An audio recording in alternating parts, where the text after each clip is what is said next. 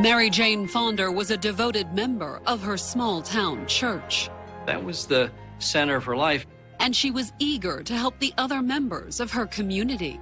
She was the first to volunteer. She spent a lot of time doing charitable things for neighbors. But then, a tragedy struck. She sees a body down on the ground in a pool of blood. There were 2 gunshot wounds. The shooting stunned the entire congregation. This was a violation, a very sacred violation. But the investigation would uncover a whole host of deadly sins. That's what made it so shocking.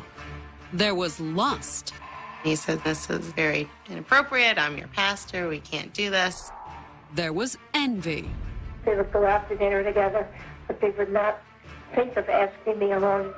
And most of all, there was wrath. This is a woman who snapped.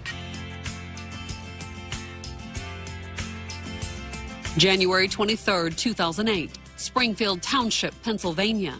Nearly 2 hours northwest of Philadelphia in rural Bucks County, Trinity Evangelical Lutheran Church looked like a picture postcard. If you stand in the parking lot, you can hear cows moving across the street from the farm. It is very pastoral. And the quaint country church was an essential part of the surrounding community. The church definitely did bring them all together, and it was a lot of unity. Which made what was about to happen that much more devastating. It was about 1 p.m. that Wednesday when the cleaning lady arrived to tidy up the sanctuary before evening Bible study. She came in the afternoon, thought, no one was in the church. At least no one was supposed to be there. But the cleaning lady was surprised to discover that the church door was already open. The door is unlocked, and she walks inside. She sees a light in the office and thinks it's probably the new secretary. But then, when the cleaning lady popped into the office to say hello, she received the shock of her life, a sight she never expected to see inside a church. She sees what looks like, blood on the floor.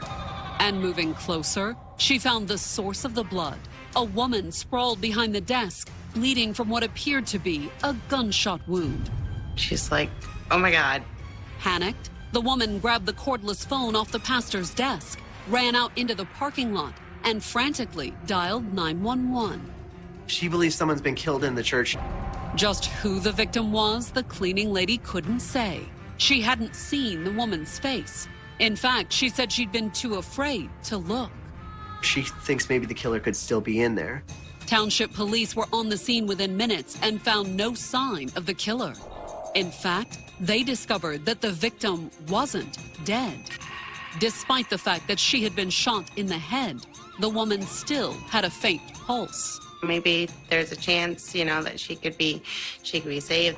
Then, as the paramedics rushed the victim out to the ambulance, they passed the cleaning lady in the parking lot. For the first time, she sees the face of the woman. She says, oh my God, that's my friend Rhonda. The victim was the church's temporary secretary and one of its newest members, 42-year-old Rhonda Smith.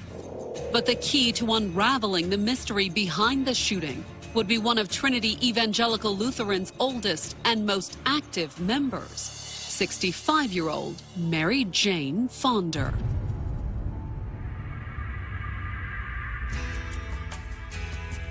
Born in 1942, Mary Jane grew up in Philadelphia, but she also had a long history in Springfield Township, where her family owned 11 rural acres. They had a cabin, and the family looked forward to a trip from the city to the country on weekends and summers. In fact, Mary Jane's parents enjoyed their country retreat so much that they moved up there permanently once they retired. Springfield Township is like a picture postcard. It's beautiful. It has covered bridges, lush green trees. Meanwhile, Mary Jane remained behind in Philadelphia, focused on her career. She's working as a home health aide. It was an uneventful, if relatively happy life. She loves talking to people. She loves sharing with people. But she never found that one person to share things with. She dated a couple guys here and there. I don't think she ever met, like, a real special kind of guy. She never married. And in 1987, 45-year-old Mary Jane moved up to Springfield Township to be closer to her now elderly parents. She sort of moved in as their caretaker. Mom was ill, and Dad wasn't physically agile to get around.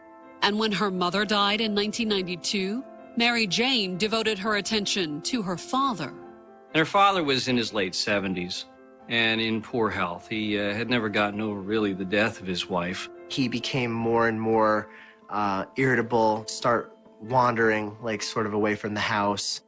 And one morning in August of 1993, Mary Jane called 911 to report that he'd not only wandered off, he'd failed to come home. Mary Jane Fonder says her father went out to get the newspaper and disappeared. The state police came in with helicopters and infrared cameras searching for him. But he was never found. It's as if Edward Fonder Sr. just vanished into thin air. Mary Jane appeared devastated by the back-to-back loss of her parents. It was very difficult for Mary Jane. I think she was very lonely. And her loneliness is what brought the 52-year-old to Trinity Evangelical Lutheran in 1994. It's a wonderful community church, about 300 people. The building itself is just something right out of the movies. It's small town America. It's Norman Rockwell. And it was exactly what Mary Jane needed to cure her loneliness. People are really friendly, and you go by and everybody waves, and they're just really warm and open. And they were more than happy to welcome Mary Jane into their congregation. You meet her, and she's a very friendly, pleasant woman. Even if the long single Mary Jane was a little bit odd. Mary Jane Fonder was an eccentric, smart, but strangely different, unique woman. Had an opinion on everything, and she would talk nonstop. She also worked nonstop. She spent a lot of time doing charitable things for neighbors. She was the first to volunteer. And by 2005, after 11 years at Trinity Evangelical Lutheran, there was no doubt that the 62-year-old was one of its most active members. She was always at the church. That was the center of her life.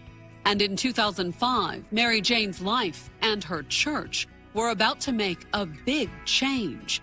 Trinity hired a new pastor. 52 years old, handsome, and divorced, the new pastor had come late to preaching. He used to be a semi-professional golf player, and it got to a point in his life he just realized wasn't for him anymore. All of a sudden, according to him, found the calling and became a minister. And after a few years, he'd come to Springfield Township. He was looking for a small church, country setting. He really wanted nothing more than sort of a simple, quiet life. Under his leadership, the tiny church's congregation grew rapidly. Everyone said he was very warm and welcoming. Everyone really liked him a lot. I mean, what couldn't you like him about him? He was a nice, passionate person that enjoyed life. Mary Jane certainly seemed fond of the new pastor. She praised him. She thought the world of him. And she went out of her way to make sure the new pastor was comfortable, often dropping by the parsonage with home-cooked meals. It was almost like a mother-son relationship. However, Mary Jane had barely established her doting relationship with the pastor before another newcomer arrived on the scene, Rhonda Smith. Like Mary Jane, 40-year-old Rhonda had also been through some difficult times before she found her way to Trinity Evangelical Lutheran in 2006. She was studying to be a teacher, and then somehow she just snapped. She dropped out of college and spent some time in psychiatric care. Rhonda was diagnosed with bipolar disorder. And unable to hold a job or live on her own, Rhonda had moved to Springfield Township, where her parents lived. She was going through some life changes, and she had to live with her mom and dad for a while. But Rhonda's struggle with mental illness didn't stop the congregation from embracing their newest member. The congregation was very kind to her, very accepting. They would invite her to their homes. They would invite her out to lunch. She just was very easy to talk to, and she was always upbeat and happy. And when the congregation found out Rhonda was struggling financially, they naturally rallied. They knew that she was unemployed, and they collected money to help her out. Over the next 2 years, with support from the church family and medication to manage her bipolar disorder, Rhonda slowly managed to put her life back together. She really started coming out of her shell and really was doing well for herself.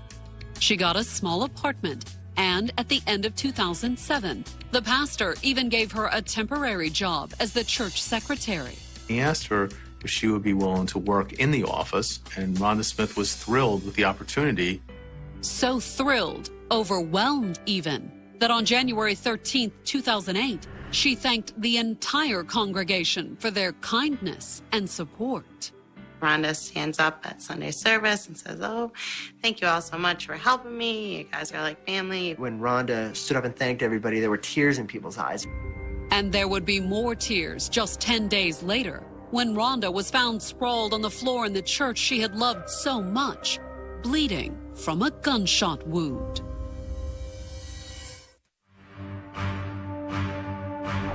On the afternoon of January 23, 2008, the cleaning lady at Trinity Evangelical Lutheran found the church's secretary, 42-year-old Rhonda Smith, in the church office, sprawled in a pool of blood. She screams, she grabs the phone and runs out of the church. Once she called 911, police and paramedics rushed to the scene, where they found Rhonda on the verge of death with what appeared to be a gunshot wound to the head. They rushed her to a trauma center, and at the trauma center, Rhonda Smith succumbed to her injuries, and she died that day. She's basically brain dead, and that there's no saving her. The shooting of the church secretary stunned the picturesque rural community of Springfield Township, Pennsylvania. This kind of crime was sort of unheard of for this area. Shootings, they don't happen in Springfield Township. They just don't. That's cow country. You go up there for a nice Sunday drive with your wife, or spend a romantic weekend at a bed and breakfast. But a shooting had happened in church, a fact that caught the attention of reporters from as far away as Philadelphia and Allentown. Everything stopped. And we said, wait, a church? This happened in a church?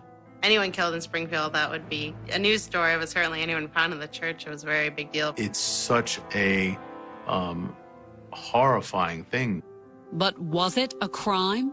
As the word spread and the congregation began to gather outside the sanctuary on that cold winter afternoon, several members relayed the details of Rhonda's troubled past to the investigators. The victim had a long history of depression. Rhonda Smith had a history of being bipolar and had contemplated suicide in the past. And out in the chilly parking lot, church members wondered, was it possible that Rhonda had followed through on those dark thoughts? It wasn't that far-fetched to think that, well, maybe she shot herself. Surely this has got to be a suicide. But that's not what the evidence inside the church suggested. There was no gun found at the scene. And the next day, during the autopsy on Rhonda's body, the medical examiner made another discovery that argued against suicide. There were 2 gunshot wounds. This was no suicide. This was, in fact, a murder. And based on the slugs recovered during the autopsy, she'd been killed with a .38 caliber handgun. The bullets went through Rhonda Smith's brain. Even more disturbing, the powder burns on the backs of Rhonda's hands suggested she'd known what was coming, that she died while trying to shield her face from the killer. We knew that we had a cold-blooded murderer. But what about the murderer's identity? The crime scene yielded almost no information. We were not able to get fingerprints of any substance that would further along the investigation. All the investigators knew, based on the search history of the computer Rhonda had been working on that morning, was roughly the time that the murder occurred, a little before 11 a.m. She's on the computer, and suddenly everything ceases. So, hoping for answers, the investigators turned to the people who had known Rhonda best. The focus started turning into, let's talk to people in the church. Maybe they know something. The days following Rhonda's murder had been trying for the congregation of Trinity Evangelical Lutheran. After Rhonda is killed in the church, the congregation comes together. They're grieving, they're mourning. But when the investigators started asking congregation members about the murder, they had few answers. Nobody knew what had happened. And the church members feared the worst. They didn't know if there was a maniac on the loose or who had done this. The congregation is terrified at this point. You're afraid for your children and for yourself and your family. 65-year-old Mary Jane Fonder, interviewed after choir practice on the evening of February 6th, sounded especially upset by the murder. She couldn't think of anything else but Rhonda Smith. She kept having nightmares about Rhonda's murder. She liked Rhonda Smith, and she was horrified at the killing.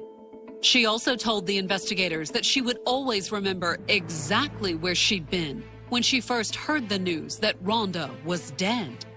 She had been in Quakertown at the hairdressers.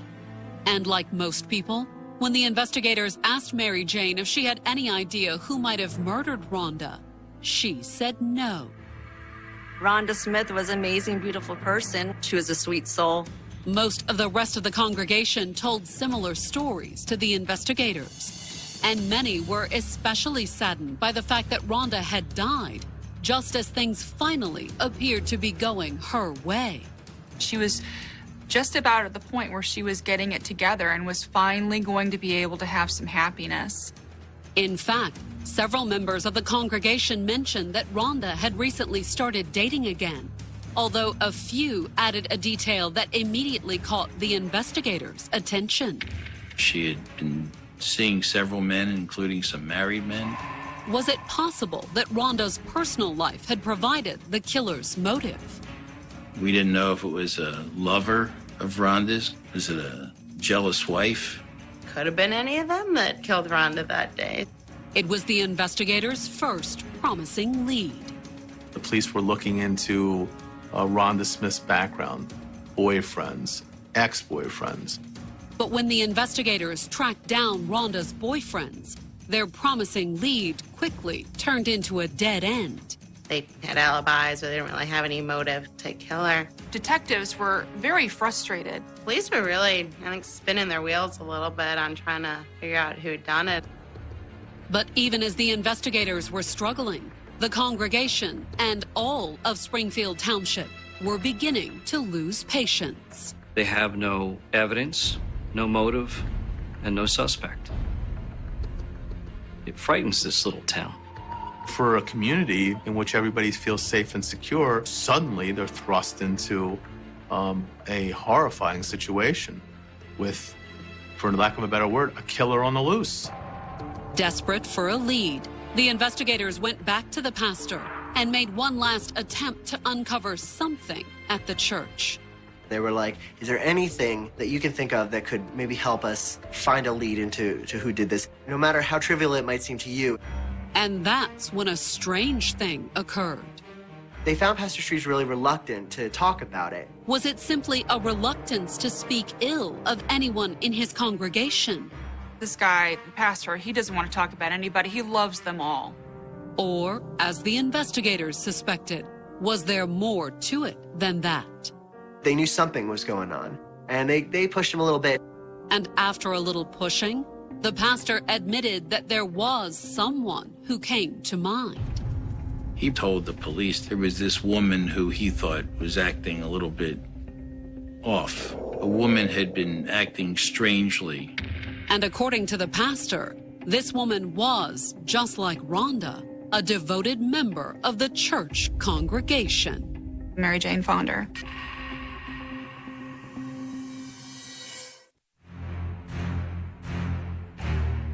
By the last week of February 2008, the police in Springfield Township, Pennsylvania, had just made their first breakthrough investigating the murder of Rhonda Smith. The 42-year-old church secretary had been shot to death in the office of Trinity Evangelical Lutheran Church. And the church's pastor had just ID'd 65-year-old Mary Jane Fonder as a possible suspect. He did bring to the police attention that he had this one congregant, Mary Jane Fonder, who was, for lack of a better word, eccentric. It was a big leap to go from eccentric to cold-blooded murderer, though. And Mary Jane, one of the congregation's most active members, didn't exactly seem like the type to hurt anyone, much less shoot a defenseless fellow choir member. She was, on appearance, a deeply religious woman, a very good Lutheran, and a very dedicated member of the church. However, according to the pastor, Mary Jane had always had trouble fitting in to the Trinity Evangelical Church family. She was extremely talkative, nosy, opinionated, and a general annoyance. She's the aunt that no one wants to sit next to at Thanksgiving. I don't think that the people at the church ever fully accepted her. But while the congregation had never really warmed up to her, the pastor admitted that Mary Jane had always seemed overly fond of him. According to the pastor, it had started a few years earlier when he was first hired. Mary Jane had been leaving food for him. The pastor said he'd assumed it was harmless. But then the phone calls started. She would get up every day and she would call the pastor and wish him a good day and maybe talk about scripture. Or anything else that crossed her mind. She would go off on tangents after tangents after tangents. To the point that even the dutiful pastor stopped taking her calls. He wouldn't even answer the phone and just leave it go into the voicemail. The messages would go for 10 minutes, cut off, and then she'd call back immediately and start leaving another one. Unnerved, the pastor told the investigators that he'd taken the matter to the church elders, not that it did any good. Everyone's like, oh, that's Mary Jane. Or was there more to it than just her usual eccentricities? The pastor claimed that one day in 2006, Mary Jane had cornered him in the church office and told him that her affection was far from motherly. She says, "You can't deny what's going on between us." She thought there was a romantic interest. The pastor was sort of floored, like he didn't know what to make of that. He says, Mary Jane, this is, very inappropriate. I'm your pastor. And how did Mary Jane respond to the snub? According to the pastor, she kept right on calling, but her daily messages started taking a much darker tone. She's like, you can't treat me this way. But what did any of that have to do with Rhonda's murder? The pastor told the investigators how Rhonda had fairly recently joined the church. She became involved with the church and started feeling good about herself. And according to the pastor, the warm welcome Rhonda received hadn't sat too well with Mary Jane. Especially when just 10 days before her death, Rhonda had stood up before the congregation to thank them for all their help. She tells the congregation how thankful she is that she found them and they take care of her. According to the pastor, everyone in church that morning had been moved by Rhonda's words. Everyone, that is, except for Mary Jane. When she heard this and she saw the congregation applaud, she seethed. Basically, Mary Jane looked at it like she was deserving of many of the things that Rhonda Smith was receiving from congregants. But was she jealous enough to kill? It sounded a little far-fetched to the investigators. She, at the time, was like 65 years old. Who would possibly think that somebody that age would be capable of murder? However, the investigators did decide to look into the alibis she had given them when they questioned her at choir practice. She had a haircut appointment that day. And when police talked to the hair salon, Mary Jane's alibi seemed to check out. Sure enough, on the day in question, she had signed in. But when the investigators took a closer look, they noticed that the time that she had signed in didn't quite add up to an alibi. It was 11:22 a.m., almost 30 minutes after the investigators believed the murder had occurred. The police determined that she had plenty of time to leave her house, kill Rhonda, and sign in at 11:22 to get her hair done. Not only did she have the opportunity, a quick records check determined that she had the means, too.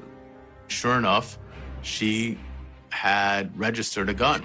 And the gun registered in Mary Jane's name just happened to be a .38. And that gun was consistent with the bullet shells and the bullet fragments that were found. With mounting evidence, officers called Mary Jane in for a police interview on February 25th, 2008. They wanted to talk with her more about Rhonda and what kind of relationship she had with Rhonda. And just like the rambling messages that she'd left for her pastor, Mary Jane was more than happy to talk about everything. She spoke for 4 hours nonstop about her aches, her pains, her medications, her gripes. The police couldn't get a word in edgewise. Although sprinkled through it here and there were odd bits of resentment about Rhonda and the way she had been accepted, even embraced by the church.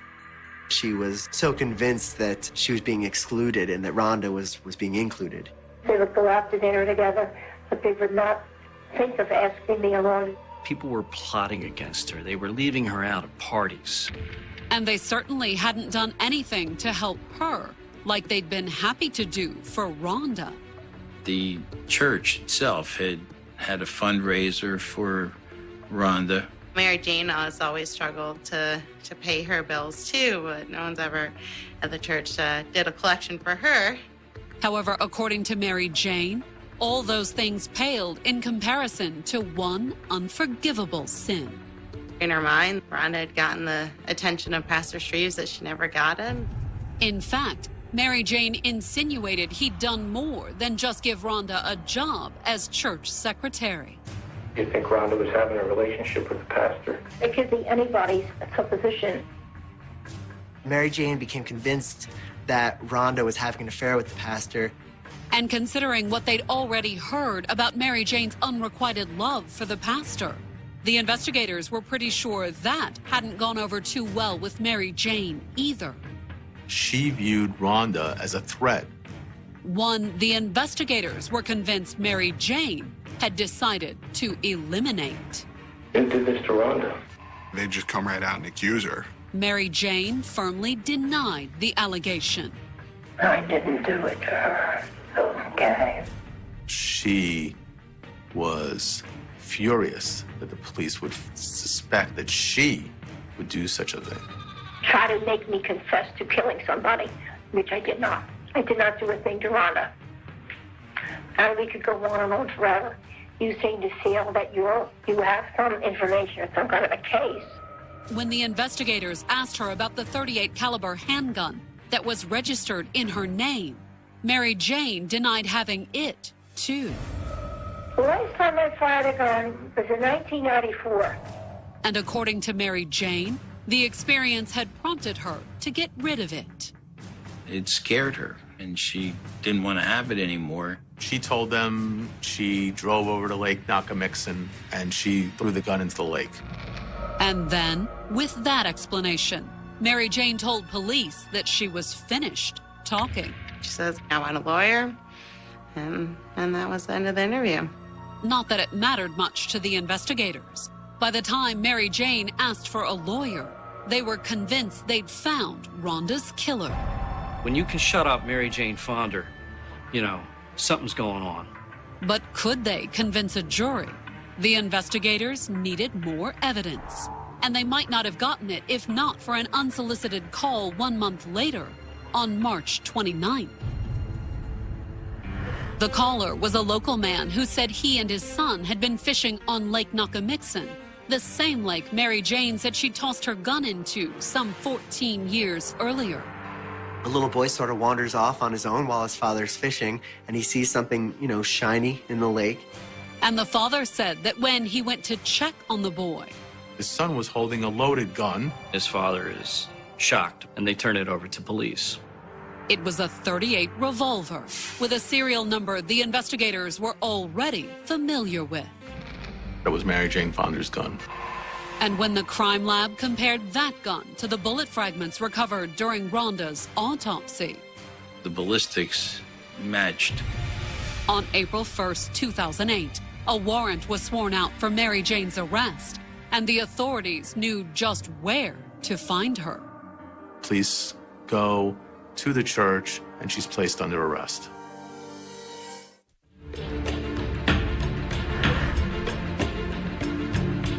On October 20th, 2008, Mary Jane Fonder stood trial for the murder of Rhonda Smith. She was accused of killing Rhonda in the office of Trinity Evangelical Lutheran Church just 9 months earlier. This was a violation, a very sacred violation of a place where you never would imagine someone would be murdered. The fact that it was a fellow parishioner who had been charged with the crime was especially shocking for the tiny rural community of Springfield Township, Pennsylvania. The idea that it was somebody from their own community was really upsetting to them. And the idea that 66-year-old Mary Jane Fonder was a killer wasn't just upsetting, it was truly shocking. Mary Jane Fonder may have been considered a lot of things: annoying, opinionated, troublesome, troubled. One thing she was never considered was a killer. She looks like your grandma. But according to the prosecutor's opening statement, Mary Jane's eccentric church lady exterior masked a monster. Mary Jane Fonder had ice running through her veins. She was a cold-blooded murderer.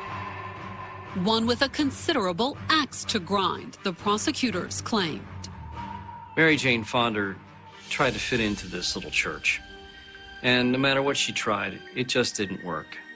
Eventually, according to the prosecutors, Mary Jane's resentment over feeling frozen out had found a target to focus on.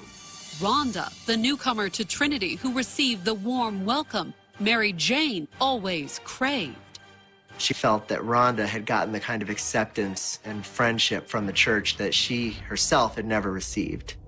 But as jealous as she had been of the welcome Rhonda received, the prosecutors claimed that what truly pushed Mary Jane over the edge was the idea that Rhonda was her rival for the church pastor's affection.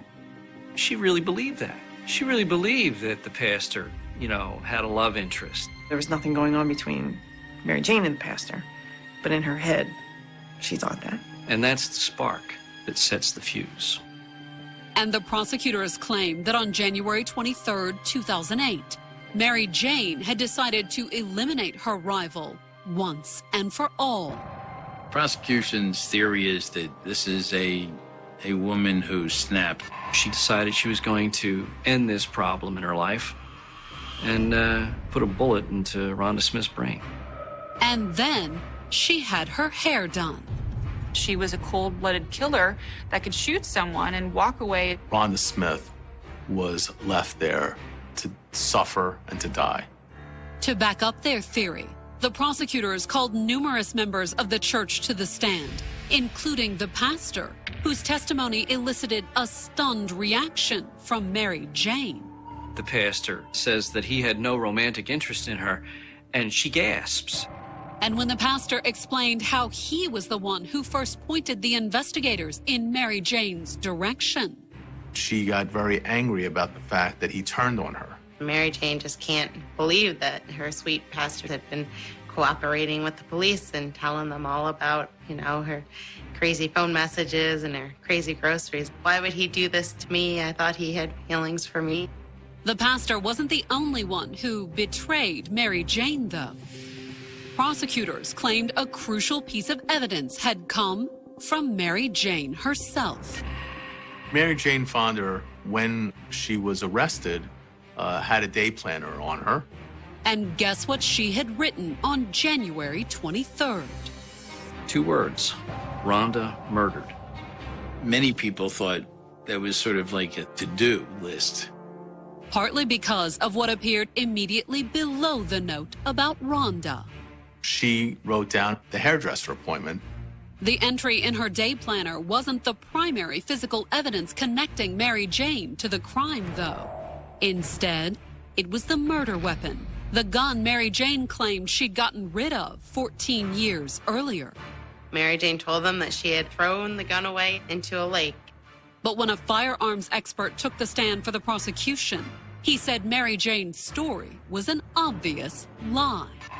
If she threw the gun away years ago, it would be rusted, it would be, ruined. The gun, as found, was actually in pristine condition. At least that's what the expert said. But when he opened the supposedly pristine revolver's cylinder while demonstrating it for the jury, he couldn't get it to close. As the prosecutor in the case, I thought that I was going to have a heart attack. If the gun didn't close, then maybe Mary Jane's story might stick. That's definitely what the defense thought. When they started presenting their case, they immediately zeroed in on the technical problem.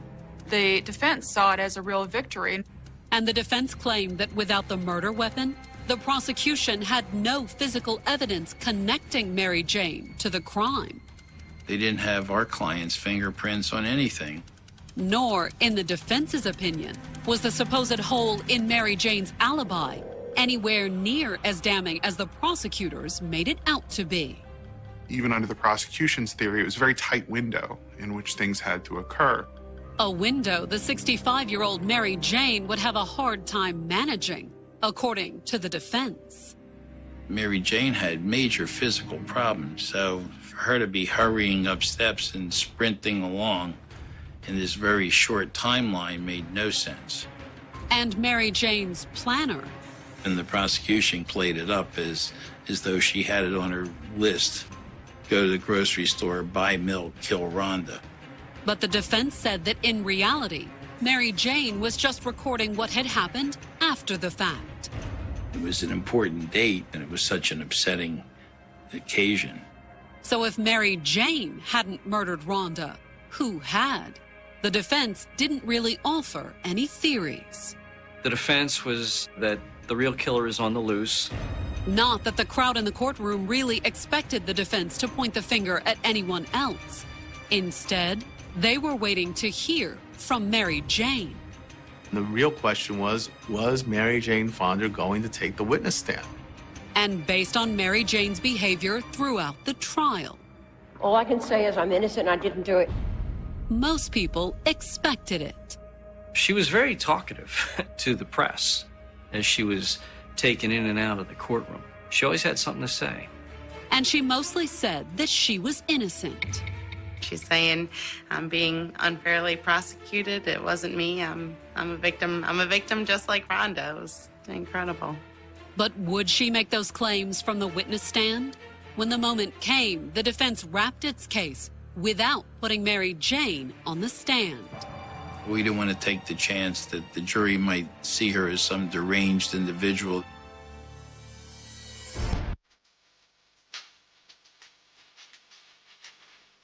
On October 30th, 2008, the jury announced that it had reached a verdict in the trial of Mary Jane Fonda. The 66-year-old was accused of killing Rhonda Smith inside a Springfield Township, Pennsylvania church. That's what made it so shocking, because nothing like that happens in a place like this. And the congregation of Trinity Evangelical Lutheran had crowded into the courtroom to hear the verdict. It was definitely a big group of church members, and, they all sat on the prosecution side of the courtroom.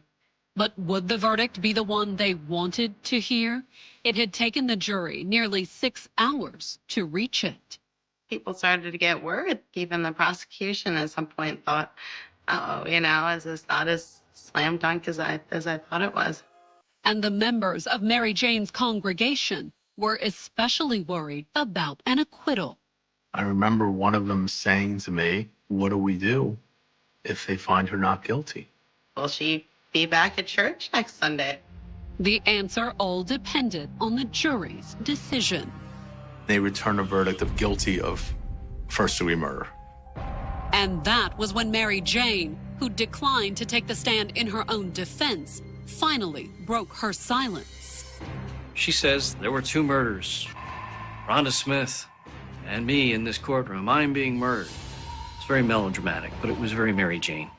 However, despite her outburst about being murdered, Mary Jane's life was never on the line. first-degree murder carries a mandatory life in jail without parole. And then, as the bailiffs led her off to prison, Mary Jane made yet another bizarre comment. I'd like to say hello to my congregation, that I miss them all. I'm praying for everybody. She's just oblivious. And 1 year after her conviction, during a prison interview with a journalist, Mary Jane made one last shocking statement. She's like, yeah, I've been thinking about it, and I think I maybe killed Rhonda. Mary Jane's quasi-confession wasn't the end of the story, though. After her murder conviction, the Bucks County authorities began taking a closer look at her father's 15-year-old disappearance. There's the thought that Mary Jane was responsible for his disappearance. Mary Jane obviously had the potential to kill. Which, for the moment, leaves one tantalizing question unanswered. How many times did she actually do it?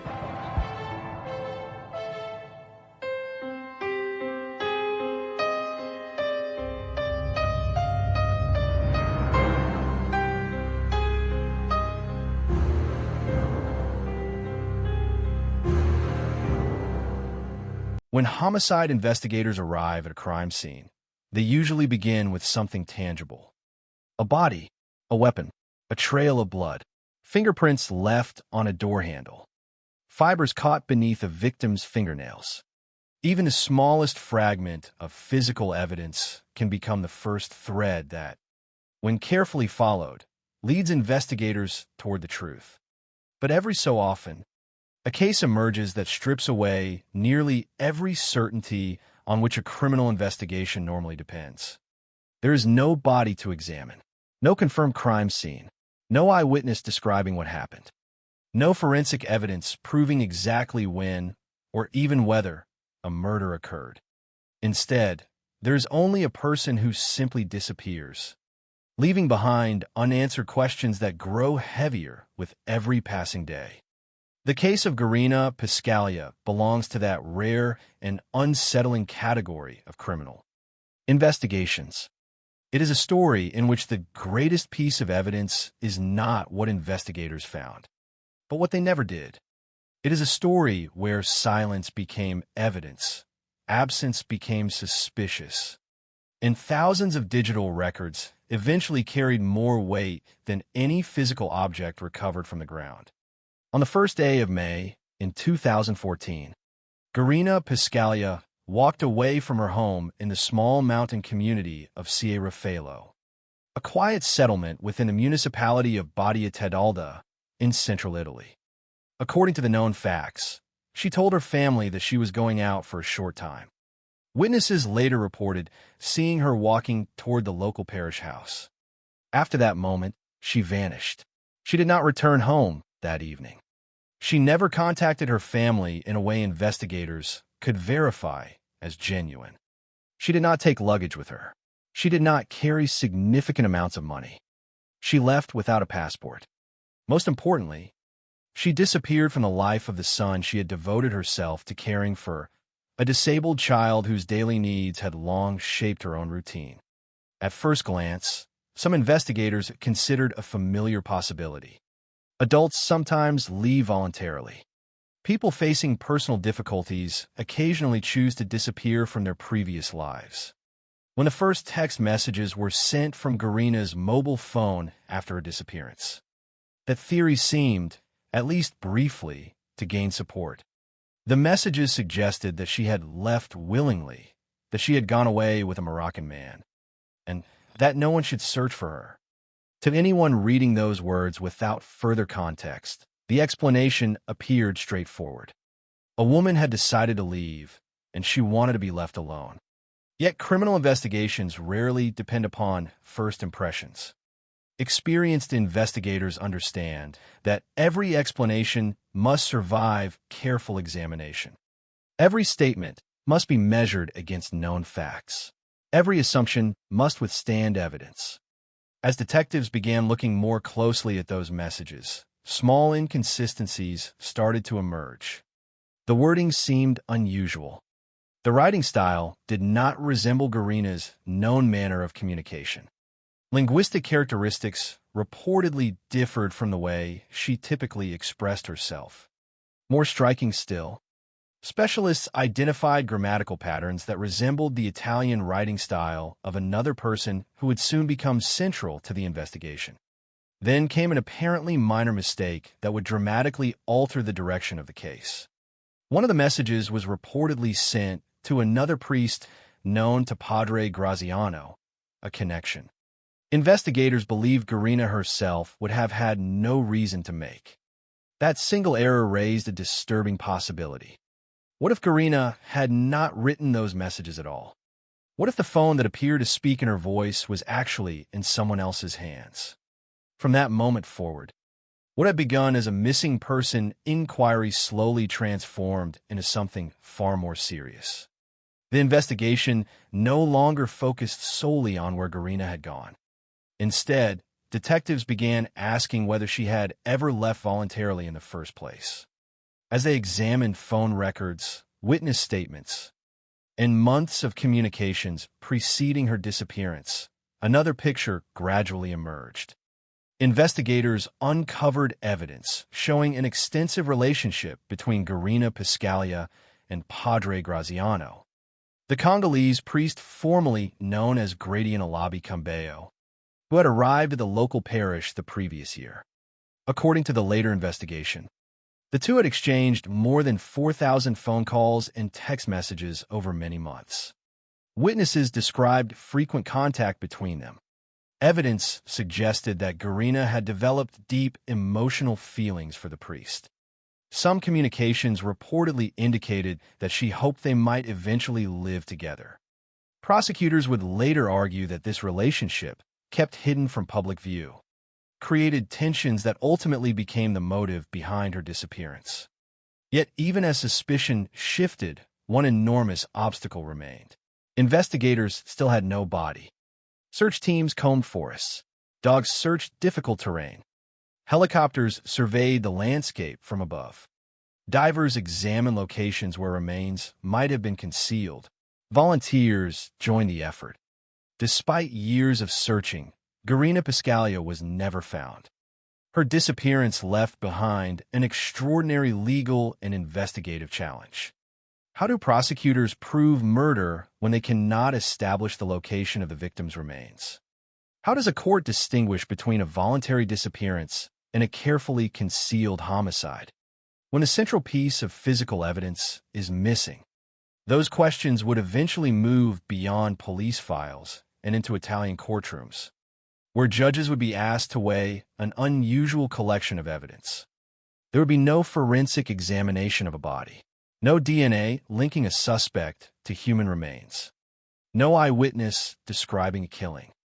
Instead, prosecutors would rely upon a chain of circumstantial evidence, an undisclosed relationship, thousands of digital communications, disputed text messages, changing explanations, and conduct they argued was intended to mislead investigators. Piece by piece, those fragments would become the foundation of one of Italy's most closely watched criminal prosecutions. The Garina Piscaglia case would ultimately become known not simply because a woman disappeared, but because it challenged conventional assumptions about what is necessary to prove homicide in a court of law. It forced investigators, prosecutors, judges, and the public alike to confront an uncomfortable reality. Sometimes a person can vanish so completely that no physical trace remains. Yet the surrounding evidence may still persuade a court that murder occurred. Even today, years after the legal proceedings concluded, one question continues to linger above every discussion of the case. The Italian justice system ultimately reached a conclusion regarding criminal responsibility. A conviction was secured. Appeals were exhausted. A final sentence was imposed. Yet the answer to the most human question of all remains unknown. Where is Garina Piscaglia? That mystery has never been resolved. There is still no grave where her family can mourn. No confirmed location marking the end of her journey. Only an enduring absence that transformed an ordinary disappearance into one of Italy's most remarkable no-body murder cases, a case where silence itself became one of the loudest pieces of evidence. Before Garina Piscaglia became the subject of one of Italy's most unusual homicide investigations. She was simply a woman living a quiet life in a place where almost everyone knew one another. Her home was in Cirifelo, a small mountain village within the municipality of Badia Tedalda, where daily life moved at a slower pace than in Italy's bustling cities. Communities like this are often defined by familiarity. Faces are recognized. Families know each other's histories. Local churches become more than places of worship. They serve as gathering points where neighbors meet. Conversations unfold, and trust is built over years rather than weeks. Against this peaceful backdrop, nothing suggested that the village would one day become associated with a criminal case that would attract national attention and challenge long-held assumptions about how a murder can be proven in court. Garina was born in 1964 and was around 50 years old when she disappeared in 2014. She lived with her husband, Mirko Alessandrini, and their disabled son. The known facts surrounding her personal life paint the picture of a family facing significant challenges. Her marriage was described as unhappy, a circumstance that inevitably shaped the emotional atmosphere of daily life. Alongside the strain within the relationship came another demanding responsibility: caring for a son who required ongoing support. Such responsibilities often leave little room for personal aspirations or emotional escape. Every day revolves around routines, appointments, caregiving, and the constant awareness that another person's well-being depends heavily upon one's own. While the available information does not attempt to describe Garina's private thoughts, it is reasonable to recognize that these circumstances formed the environment in which she lived. They were the realities that investigators later considered when trying to understand her decisions, her relationships, and ultimately her disappearance. Life in an isolated mountain community can offer tranquility, but it can also bring a sense of confinement. Unlike larger towns where anonymity is possible, smaller villages often provide few opportunities to distance oneself from personal struggles.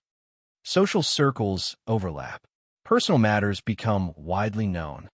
The church, local institutions, and neighbors become deeply intertwined with everyday existence.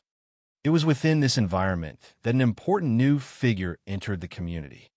In 2013, a Congolese priest named Gradian Alabi Cambeyo, commonly referred to as Padre Graziano, was assigned to the local parish. As a priest serving a small rural congregation, his responsibilities naturally placed him in regular contact with parishioners. Clergy often occupy positions of considerable trust within communities like Cirifelo. People seek spiritual guidance, emotional support, and practical advice from them during difficult periods of life. Their presence extends beyond religious ceremonies into the daily rhythms of the community. According to the later investigation, Padre Graziano and Garina quickly became close after his arrival. Their relationship developed over time and eventually became far more significant than investigators initially understood. What first appeared to be ordinary contact between a parishioner and a priest gradually emerged as one of the central elements of the entire case. During the investigation, authorities uncovered extensive communication records showing that Garina and Padre Graziano had exchanged more than 4,000 phone calls and text messages over a period of months. The sheer volume of those communications immediately distinguished the relationship from ordinary pastoral contact. Thousands of calls and messages suggested frequent, ongoing, and deeply personal communication. Investigators would later examine not only the number of these interactions, but also what they revealed about the nature of the relationship itself. Witnesses reportedly confirmed that the two were often seen together, reinforcing the conclusion that they maintained regular contact beyond occasional encounters at church. As additional evidence emerged, investigators concluded that the relationship had become a secret romantic involvement. According to the evidence presented during the case, Garina had developed strong emotional feelings for Padre Graziano. Witnesses later stated that she spoke openly about loving him. The investigation also uncovered communications suggesting that she hoped they could one day build a life together. Those messages would become an important component of the prosecution's reconstruction of events because they illustrated not merely affection, but expectations about the future. The relationship, as later described in court, was no longer limited to emotional attachment. It appeared to involve hopes, plans, and increasingly difficult questions about whether such a relationship could continue to exist in secret. For investigators attempting to understand the disappearance, these developments proved highly significant. A relationship hidden from public view often carries pressures absent from ordinary romances.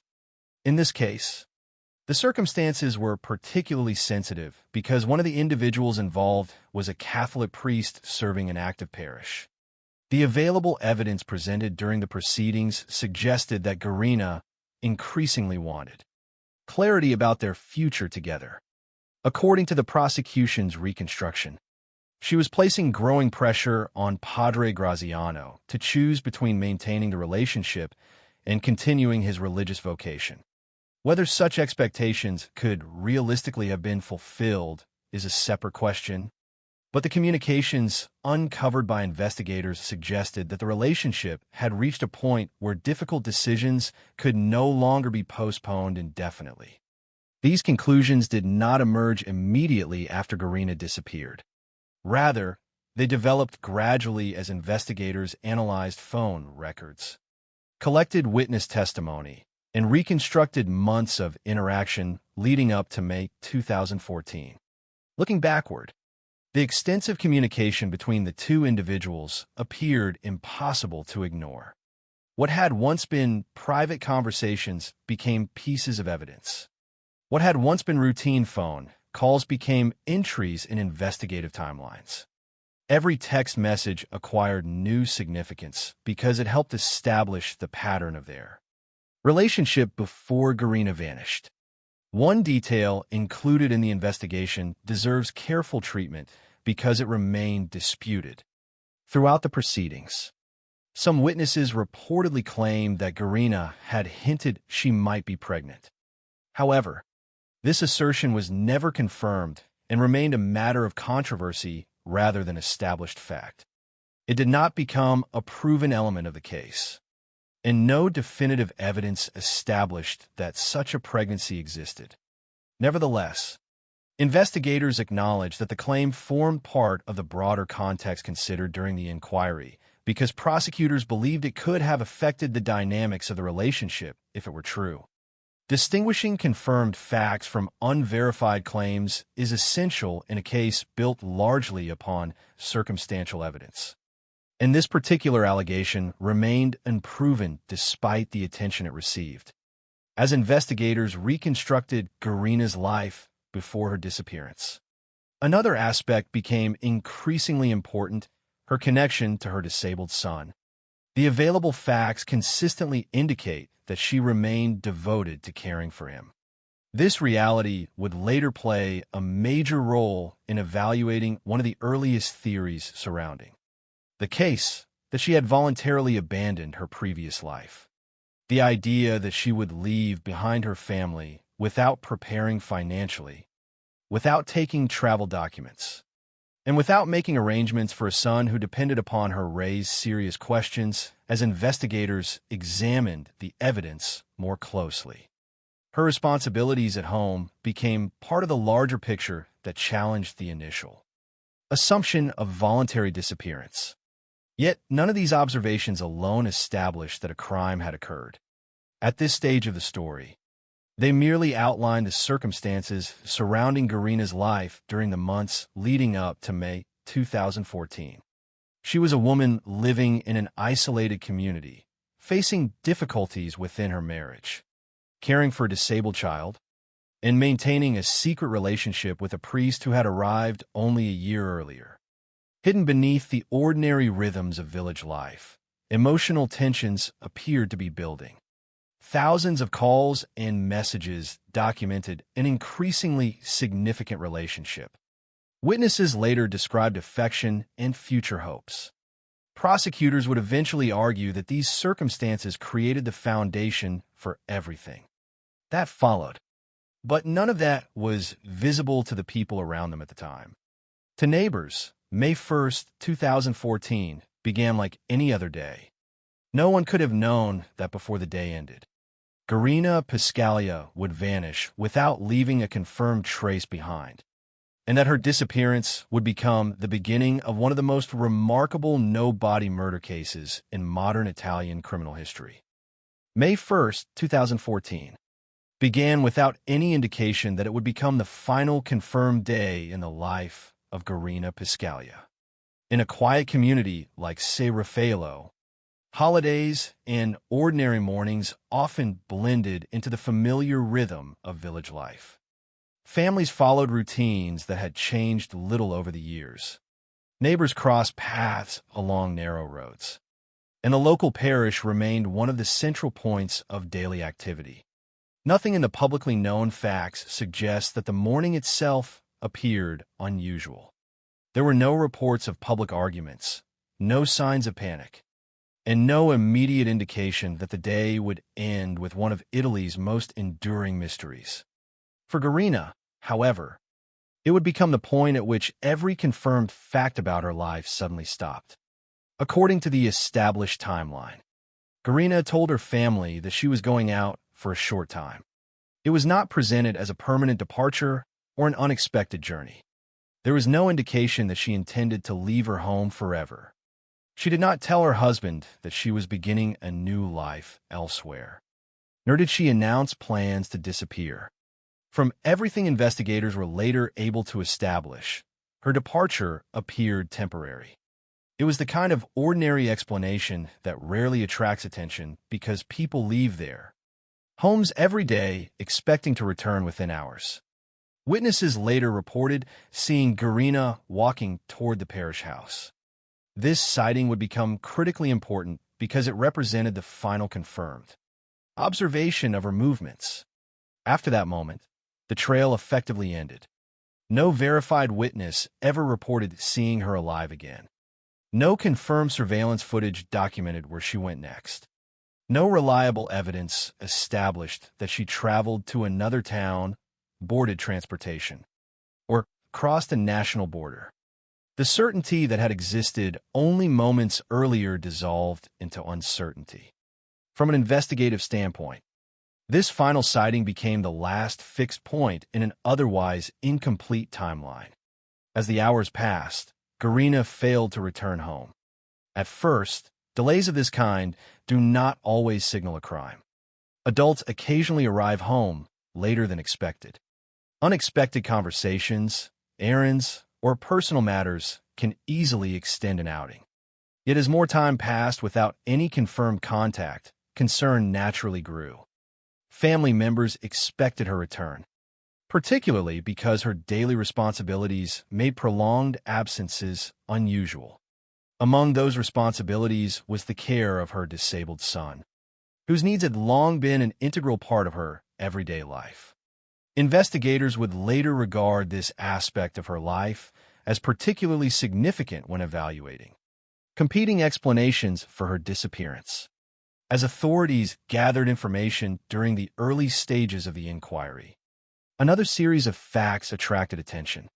Garina had not prepared for an extended absence. She had not taken significant amounts of money. She had not packed luggage. She had not taken her passport. These details did not immediately prove that a crime had occurred, but they complicated the idea that she had intentionally abandoned her previous life. Individuals who voluntarily disappear often make practical preparations for beginning somewhere else. In Garina's case, investigators found no evidence within the known facts that she had equipped herself for such a departure. Instead, everything about her actions appeared consistent with someone expecting to return home after a relatively short outing. Nevertheless, the first major development after her disappearance initially appeared to support a very different explanation. Shortly after Garina vanished, text messages began to emerge from her mobile phone. On the surface, these messages seemed to answer the growing questions surrounding her absence. According to their content, Garina had chosen to leave voluntarily. One message claimed that she had gone away with a Moroccan man. Another urged people not to search for her. Read in isolation, these communications created a coherent narrative. They suggested that Garina had made a personal decision to leave her previous life behind and wished to avoid further contact.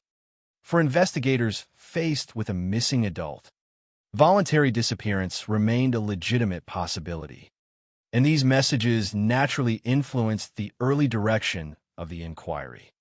During the initial phase, the theory that Garina had left of her own free will could not be dismissed.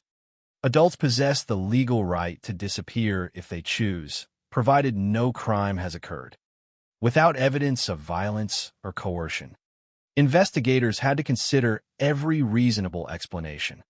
The text messages appeared to reinforce that possibility, offering what seemed to be direct communication from the missing woman herself. Yet investigations rarely end with first impressions. Detectives continued gathering information, comparing evidence, and testing whether the apparent explanation matched the broader circumstances surrounding the disappearance.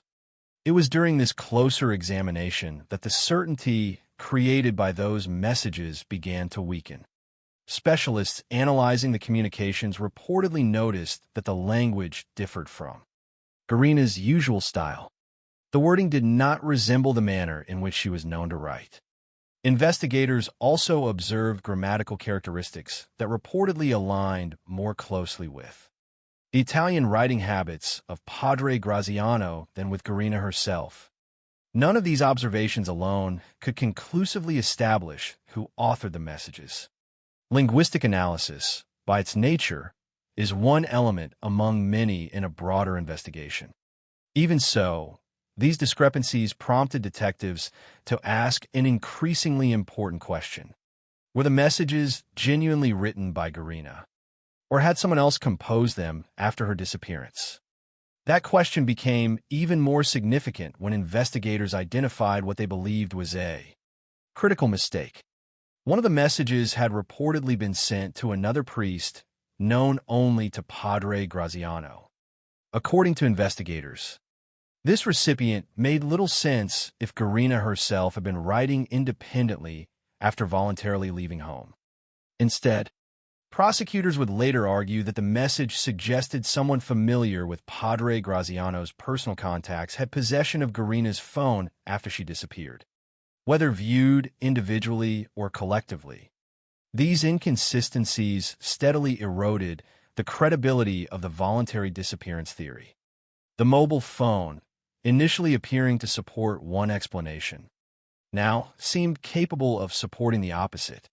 Instead of demonstrating that Garina was alive and communicating freely, investigators began considering whether the phone itself had become an instrument used to create a false narrative.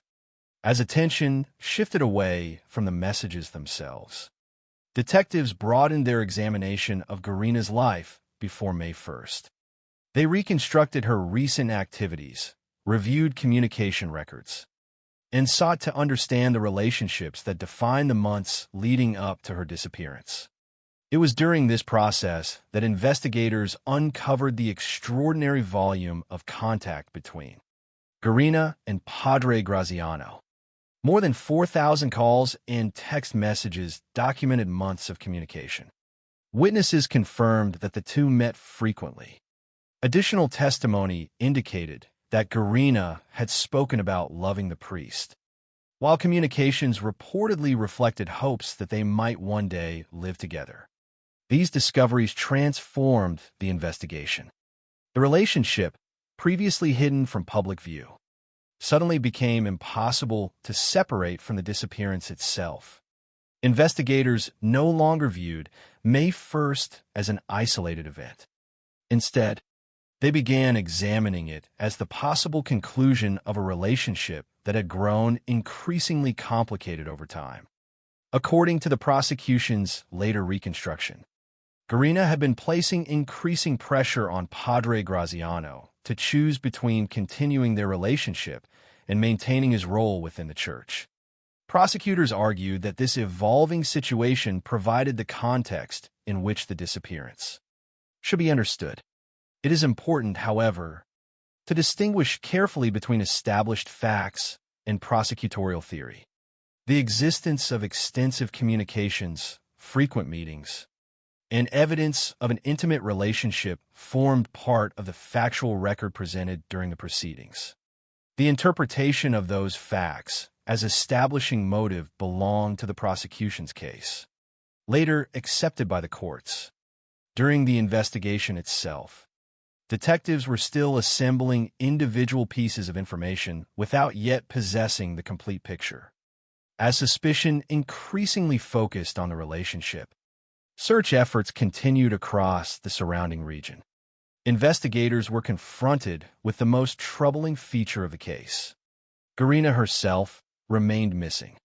Search teams deployed dogs trained to detect human remains. Helicopters surveyed remote areas from above. Divers examined locations where evidence or remains might have been concealed. Volunteers joined extensive searches across difficult terrain. Forests, isolated locations, and other possible disposal sites were explored.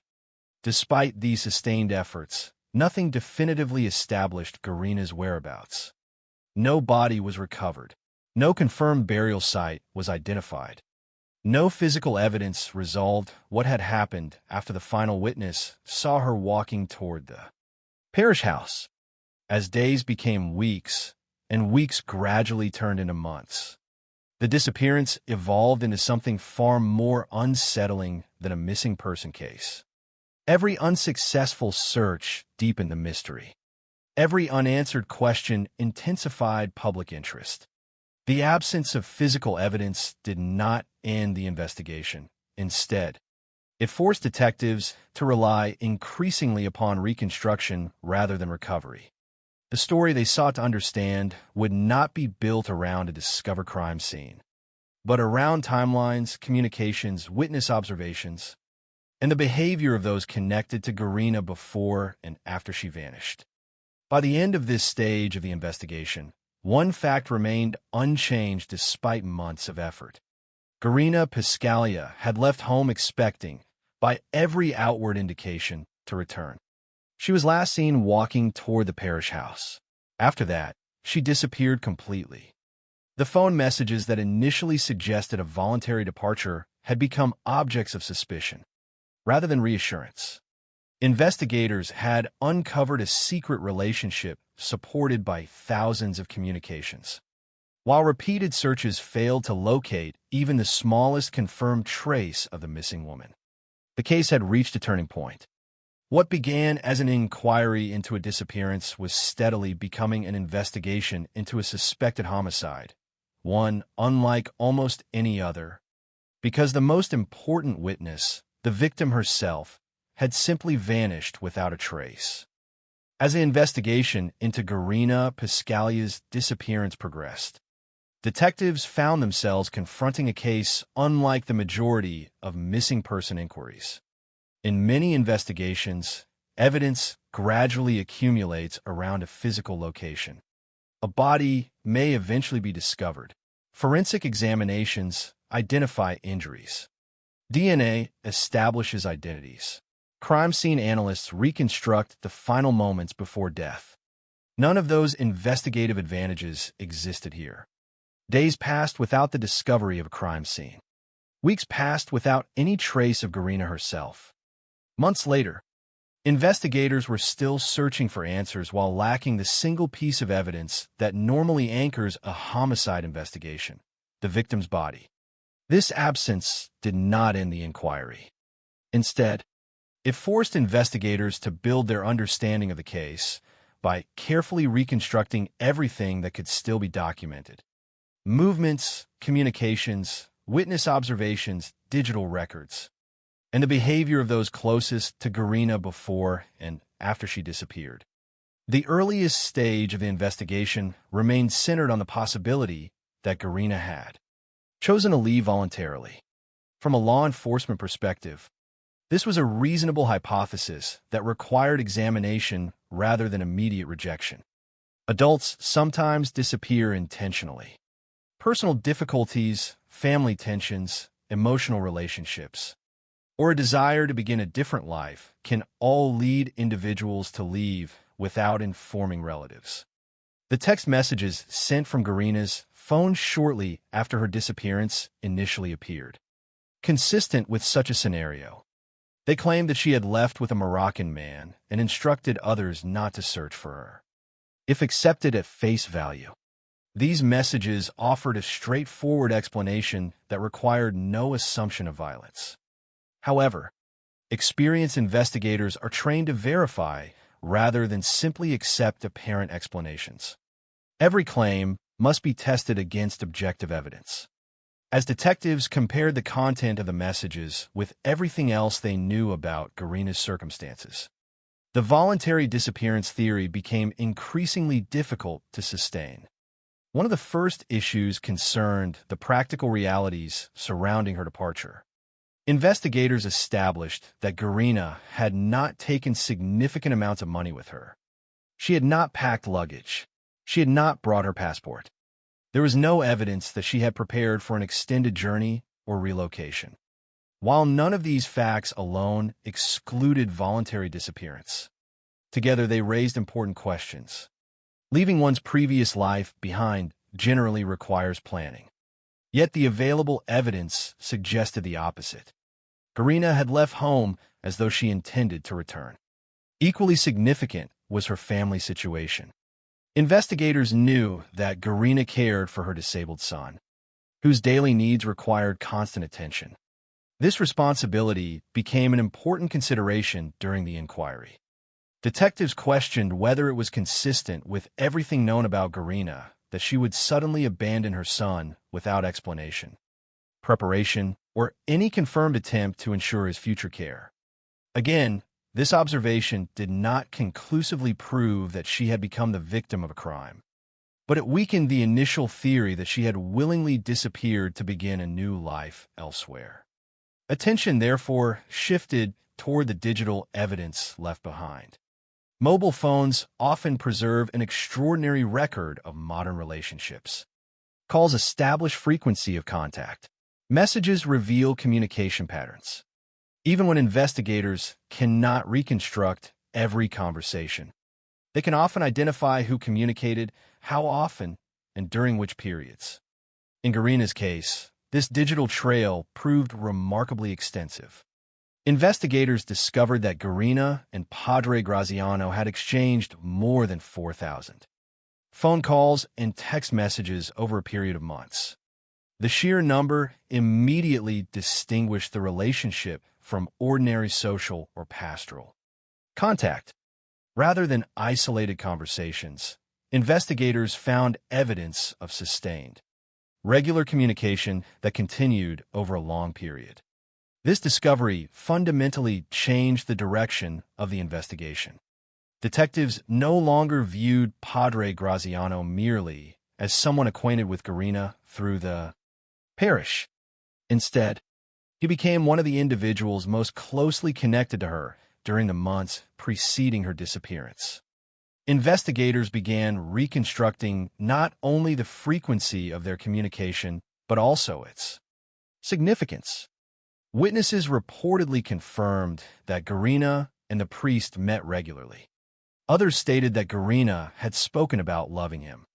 Additional communications reportedly suggested that she hoped they could eventually live together.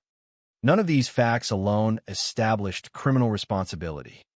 Nevertheless, together they demonstrated that the relationship occupied a central place in Garina's life shortly before she disappeared.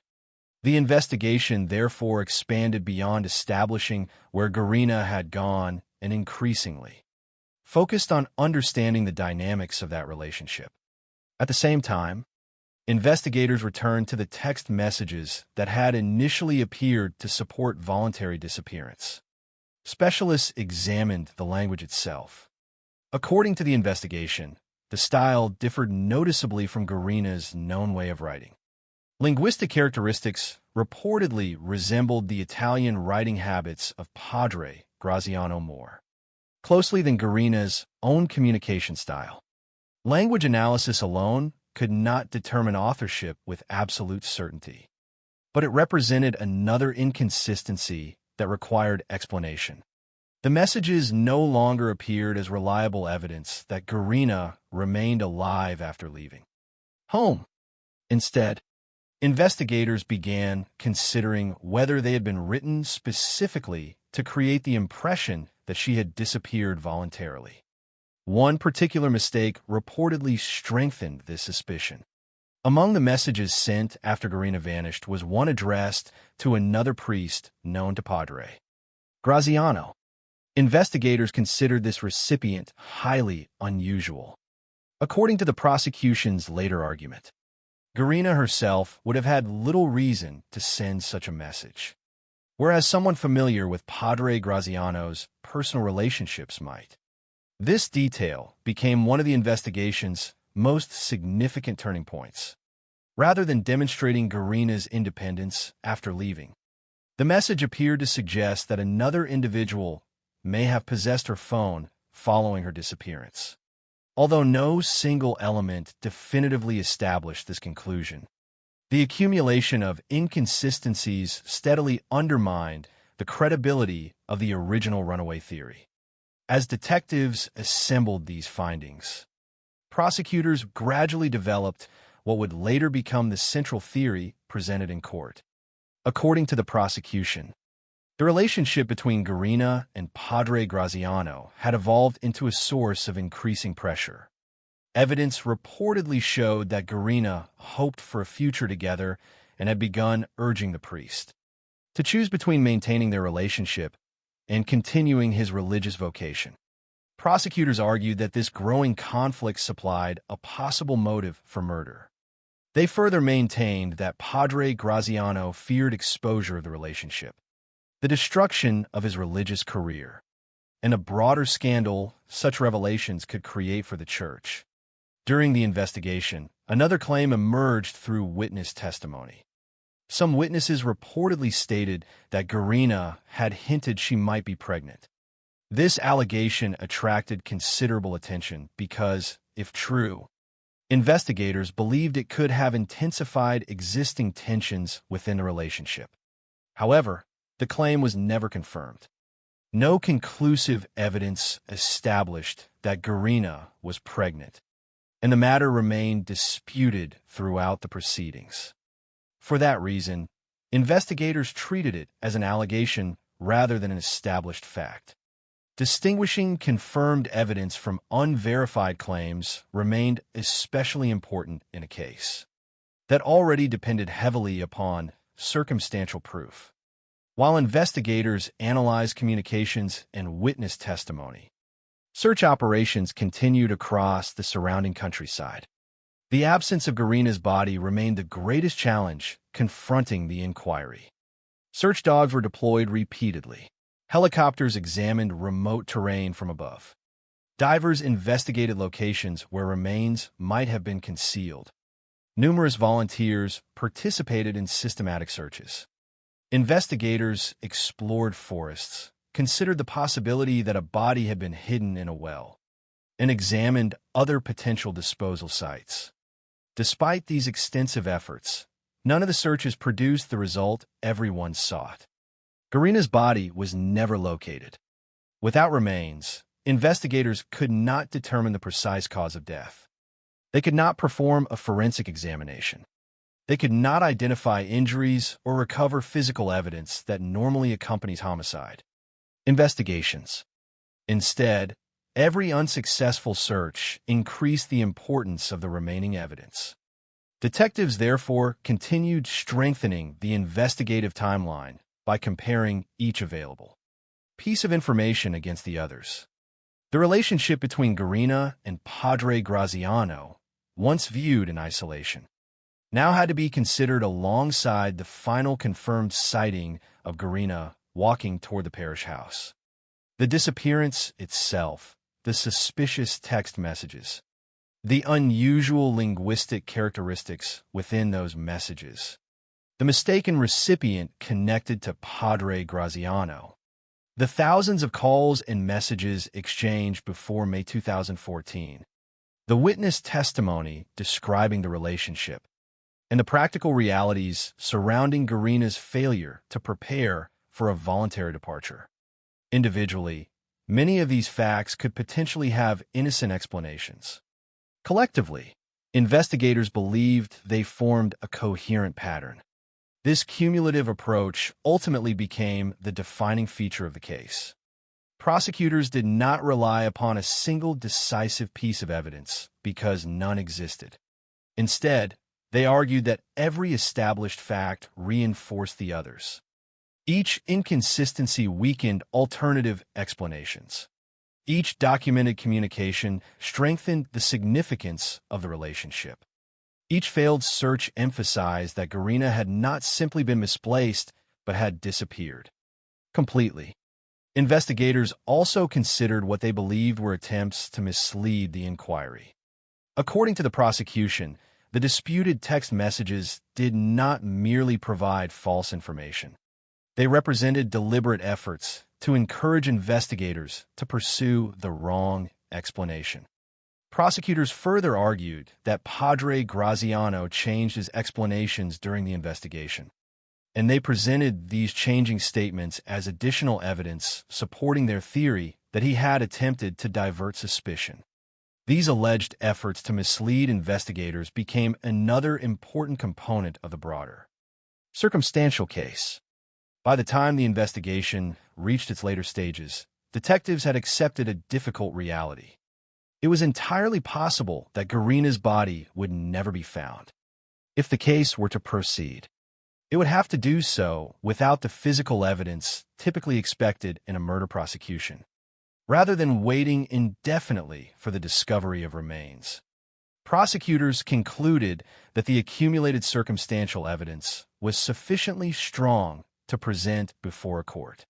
They believed the totality of the investigation established not only that Garina had not voluntarily disappeared, but that she had been murdered and that her body had been deliberately concealed. It was an extraordinary decision because it placed enormous weight upon the logical connection between many separate pieces of evidence rather than upon one conclusive forensic discovery. The investigation had begun with uncertainty over whether any crime had occurred at all.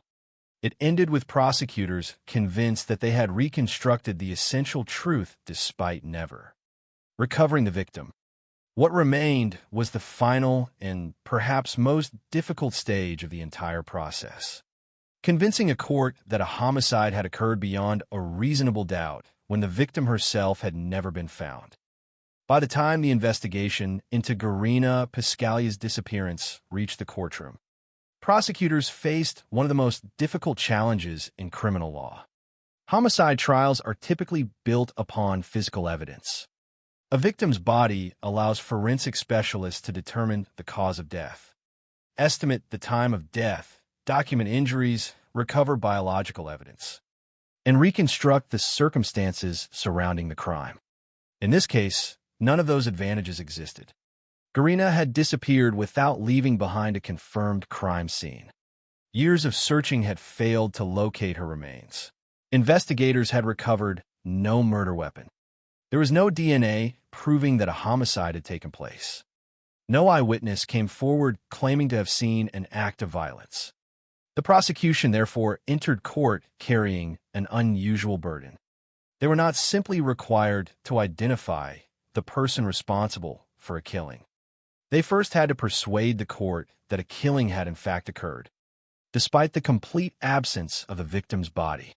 Such prosecutions are exceptionally uncommon because they depend almost entirely upon circumstantial evidence rather than direct physical proof. In 2015, roughly a year after Garina's disappearance, Padre Graziano, whose full name is Gradian Alabi Cumbeo, was arrested. By that stage, investigators believed they had assembled enough evidence to move beyond a missing person inquiry and formally pursue a homicide case. The decision to arrest him reflected months of investigative work during which detectives had painstakingly reconstructed the relationship between Garina and the priest, analyzed thousands of communications, evaluated witness testimony, and examined the suspicious circumstances surrounding the text messages sent after Garina vanished. The arrest itself did not resolve the central mystery.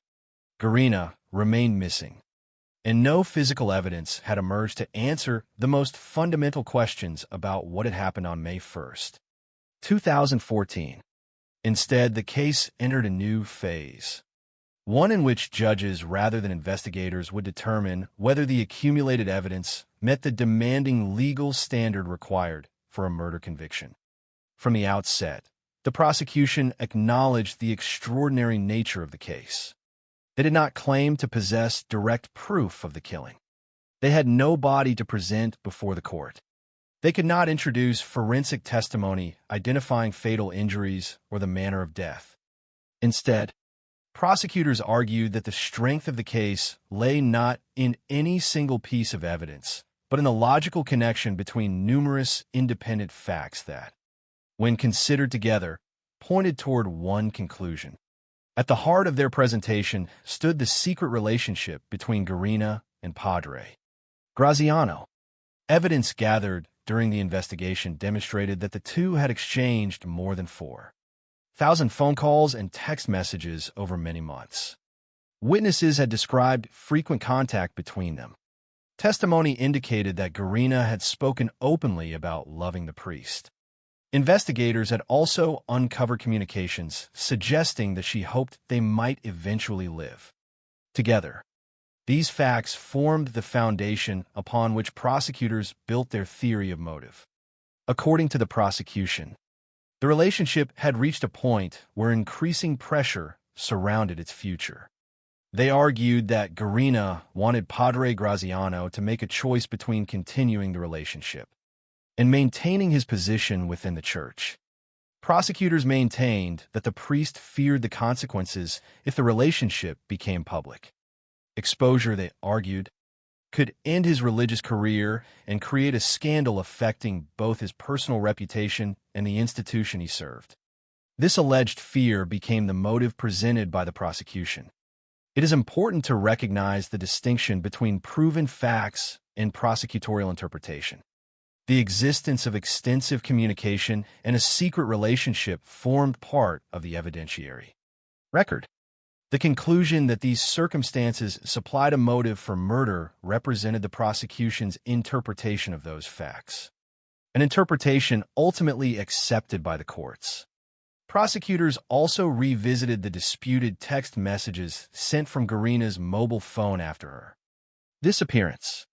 During the trial, these communications occupied a central place in the overall argument. Investigators had testified that the messages claimed Garina had voluntarily left with a Moroccan man and instructed others not to search for her. Initially, these communications appeared consistent with a voluntary disappearance. However, the prosecution argued that closer examination revealed numerous inconsistencies. Specialists had reportedly identified linguistic features that differed from Garina's known writing style, while resembling grammatical patterns associated with Padre Graziano's Italian. Prosecutors further emphasized what investigators considered a significant mistake. One message had reportedly been sent to another priest known only to Padre Graziano. According to the prosecution, this detail strongly suggested that Garina herself had not authored the messages after her disappearance. Instead, they argued that someone else had access to her phone and had attempted to create the false impression that she had willingly abandoned her previous life. The prosecution also highlighted what they described as changing explanations provided by Padre Graziano during the investigation. According to their argument, inconsistencies in his statements, combined with the disputed messages, reflected efforts to mislead investigators and divert attention away from the true circumstances surrounding Garina's disappearance. These alleged attempts to misdirect the inquiry became another component of the cumulative case presented before the court. Throughout the proceedings, prosecutors repeatedly returned to the principle that no single element should be examined in isolation. Thousands of communications, witness testimony regarding the relationship, the final confirmed sighting of Garina walking toward the parish house, the disputed text messages, their linguistic characteristics, the mistaken recipient connected to Padre Graziano, the practical improbability of Garina voluntarily abandoning her disabled son without preparation, and the defendant's alleged changing statements were all presented as interconnected parts of a single narrative. Individually, prosecutors acknowledged each fact might be explained in different ways. Together, they argued, they formed a coherent chain of circumstantial evidence pointing toward one conclusion beyond reasonable doubt. Throughout the legal proceedings, Padre Graziano consistently denied murdering Garina Piscaglia. Despite the prosecution's reconstruction of events, he maintained his innocence and rejected the accusation that he had killed her or concealed her body. His denial remained unchanged even as the evidence presented against him accumulated over the course of the trial. The absence of Garina's body meant that the defense could emphasize one of the case's greatest uncertainties. Without remains, the precise circumstances of her disappearance could never be reconstructed through forensic examination. Nevertheless, the court's task was not to determine whether every unanswered question had been resolved. Instead, judges were required to evaluate whether the totality of the available evidence established criminal responsibility according to the legal standard required under Italian law. In 2016, the court reached its first major decision. Padre Graziano was found guilty of murdering Garina Piscaglia and concealing her body. He was sentenced to 27 years in prison. The verdict immediately attracted widespread attention because it demonstrated that the court accepted the prosecution's circumstantial reconstruction despite the complete absence of physical remains. The judges concluded that the combined weight of the evidence established that Garina had been killed and that her body had been deliberately hidden. The conviction represented one of the rare modern examples of successful no-body homicide prosecution in Italy. The legal process, however, did not end with the initial verdict. As in many serious criminal cases, the conviction was reviewed on appeal. During the appellate proceedings, the evidence was examined again within the framework of Italian criminal procedure. In 2017, the appellate court upheld the finding of guilt but reduced the sentence from 27 years to 25 years imprisonment. Although the prison term changed, the essential conclusion remained unchanged. The appellate judges continued to accept the prosecution's argument that Garina had been murdered, and that Padre Graziano bore criminal responsibility despite the continued absence of her body. The final chapter of the judicial process arrived in 2019, when Italy's Court of Cassation considered the case. As the country's highest court for criminal matters, its role was not to retry every factual question, but to determine whether the law had been correctly applied during the earlier proceedings. After reviewing the case, the Court of Cassation upheld the conviction and confirmed the 25-year sentence. With that decision, the legal proceedings reached their conclusion.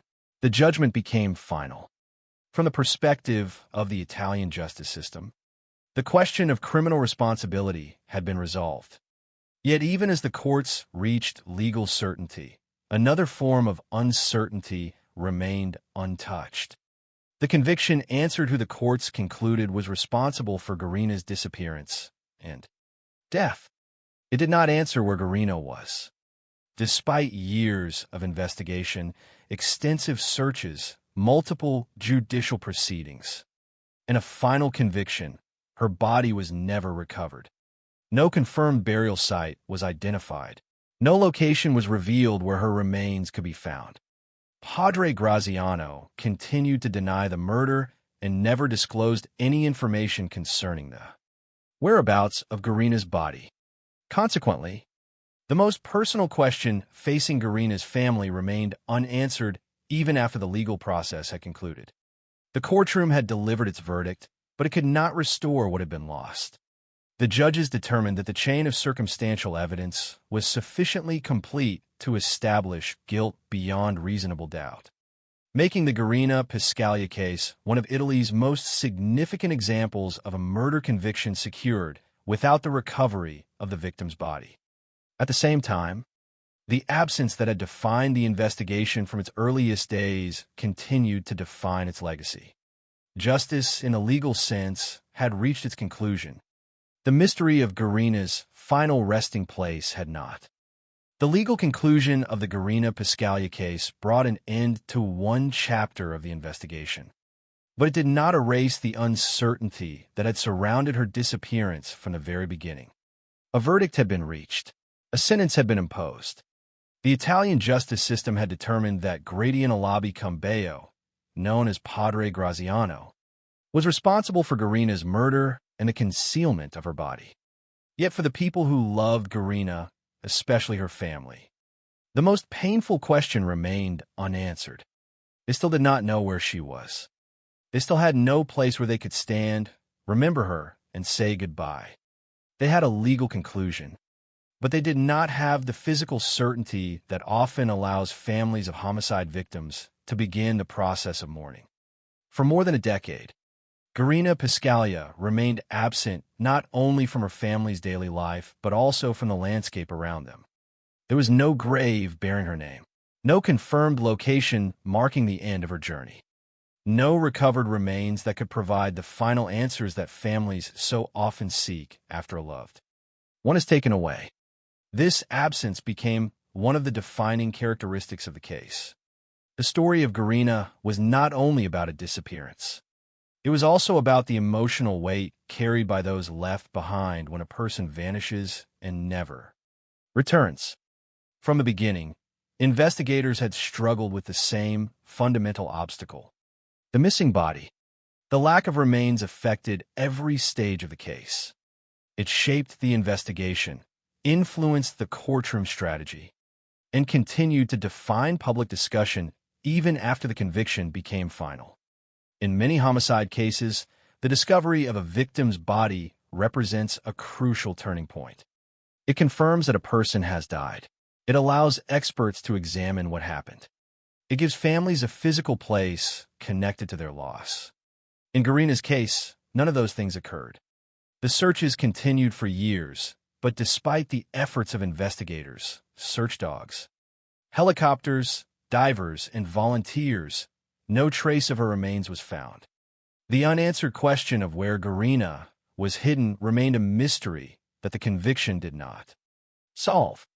For the broader public, the case became a significant example of how modern investigations can proceed even when traditional forms of evidence are unavailable.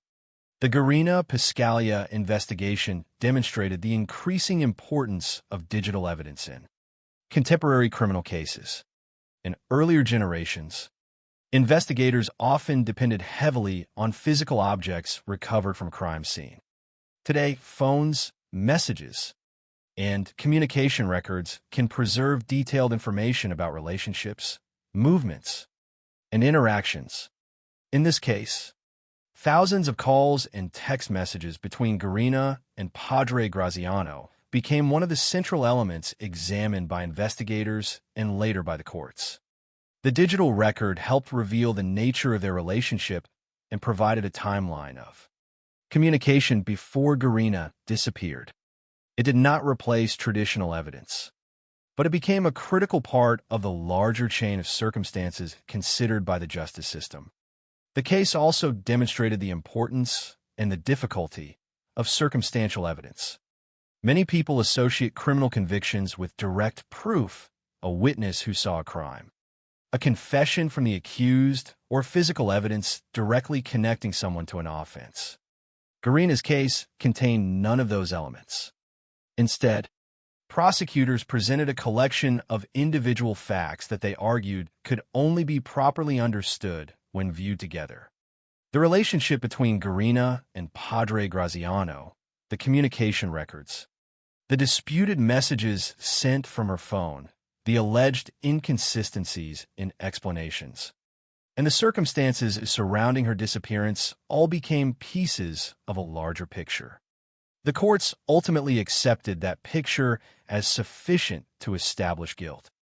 This aspect of the case made it particularly notable within discussions of criminal justice because it raised broader questions about how truth is determined when evidence is incomplete. How much evidence is enough when the most important physical element is missing? Can a pattern of circumstances become as persuasive as a physical discovery? These questions do not have simple answers. But the Garina Piscaglia case became an example of how courts may evaluate evidence collectively rather than relying on one decisive fact. The case also attracted significant attention because of the identity of the person convicted. Padre Graziano was not an anonymous suspect. He was a priest, a figure who held a position of trust within the community where Garina lived.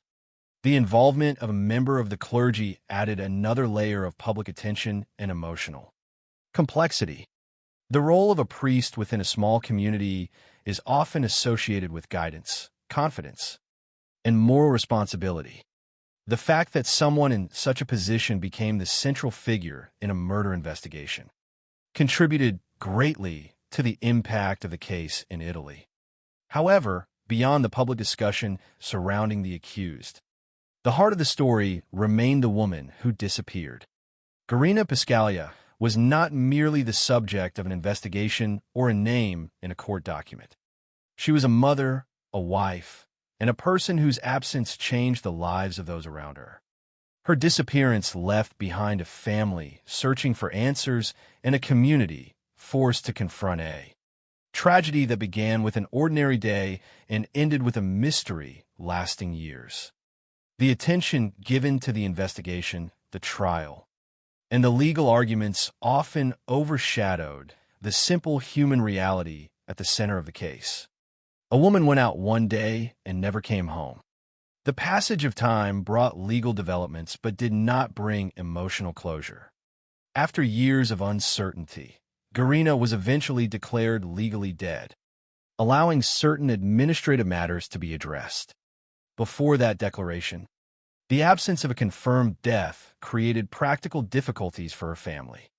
Legal systems require certainty in matters involving inheritance, official records, and family rights. But missing person cases without recovered remains can create complicated situations. The declaration of death provided a legal resolution to those issues, but it could not provide the emotional resolution that comes from knowing where a loved one rests. Even after the final court decision, questions continued to surround the case. The conviction established the responsibility recognized by the Italian courts, but it did not reveal the location of Garina's remains. The lack of that final piece of information remains one of the most painful aspects of the story. A criminal case can end in a courtroom, but the experience of loss continues far beyond the judge's decision. For Garina's family, the end of the trial did not mean the end of searching for answers. It simply marked the end of one form of uncertainty. The uncertainty of who was held responsible had been addressed. The uncertainty of where Garina was remained. More than 10 years after her disappearance, the name Garina Piscaglia continues to represent one of Italy's most discussed no-body murder cases. It remains a case remembered not because of a dramatic crime scene, but because there was no crime scene to examine. Not because investigators found a body, but because they never did. Not because the evidence was simple, but because the entire prosecution depended upon connecting fragments into a complete picture. The case became a reminder that modern investigations are not always built around what can be recovered. Sometimes they're built around what can be reconstructed. Yet reconstruction has limits. A court can determine responsibility. Investigators can establish a timeline. Digital records can reveal relationships and communications. But none of these things can replace the final comfort of knowing where a missing person is gone. The final mystery of Garina Piscaglia remains the same question that has followed the case since the beginning. Where is Garina? The courts answered the question of guilt. They did not answer the question of location. Her story remains unfinished because the most personal piece of information, the place where her life ended, has never been revealed. And that unresolved absence is what continues to define the case. Garina Piscaglia disappeared from a small Italian village in 2014. Years later, her name remains connected to a landmark criminal investigation, a historic conviction, and a mystery that has never fully disappeared. Her family received a verdict, but they never received a farewell. Her case reached a legal conclusion, but the search for the truth in the most human sense continues. The story of Garina Piscaglia does not end with a courtroom verdict. In many criminal cases, the final judgment represents the moment when uncertainty gives way to answers. A suspect is identified, evidence is examined, a sentence is delivered, and society moves forward with a clearer understanding of what happened. But some cases resist that kind of closure. They remain suspended between what is legally established and what remains unknown. The disappearance of Garina Piscaglia belongs to that category. The courts reached a conclusion about responsibility, but the absence of her remains ensured that one of the most important questions would remain unanswered. Where did Garina go after she walked toward the parish house on May 1st, 2014? And where are the remains of the woman whose disappearance transformed a quiet Italian village into the center of a national investigation? More than a decade after Garina vanished, those questions continue to define the case. The conviction of Padre Graziano became the official conclusion of the judicial process, but did not complete the story. In some ways, the case became a reminder that justice and closure are not always the same thing. A court can determine guilt based on evidence presented during a trial. It can establish legal responsibility. It can impose punishment, but cannot always provide every answer that a family desperately needs. For Garina's relatives, the absence of her body represented a loss that extended beyond the tragedy itself. Without remains, there was no funeral in the traditional sense, no grave to visit, no physical place where memories could be connected to a specific location. The legal declaration of death eventually addressed practical matters, but it could not replace the emotional significance of having a final resting place. This is one of the most difficult realities faced by families of missing persons. The disappearance itself becomes a permanent question. Every unanswered possibility can remain open. Every location that was searched, every theory that was considered, and every piece of evidence examined becomes part of a story that never feels completely finished.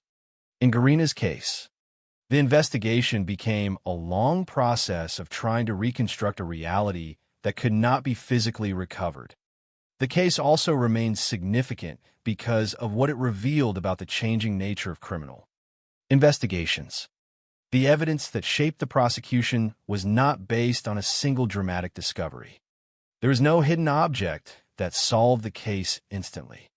Instead, investigators relied on information created through ordinary human behavior, phone calls, messages, and patterns of communication. In the modern world, personal devices often preserve traces of relationships and decisions long after people believe those moments have passed. For investigators, these digital records became a way to understand the connection between Garina and Padre Graziano and to examine the events leading up to her disappearance.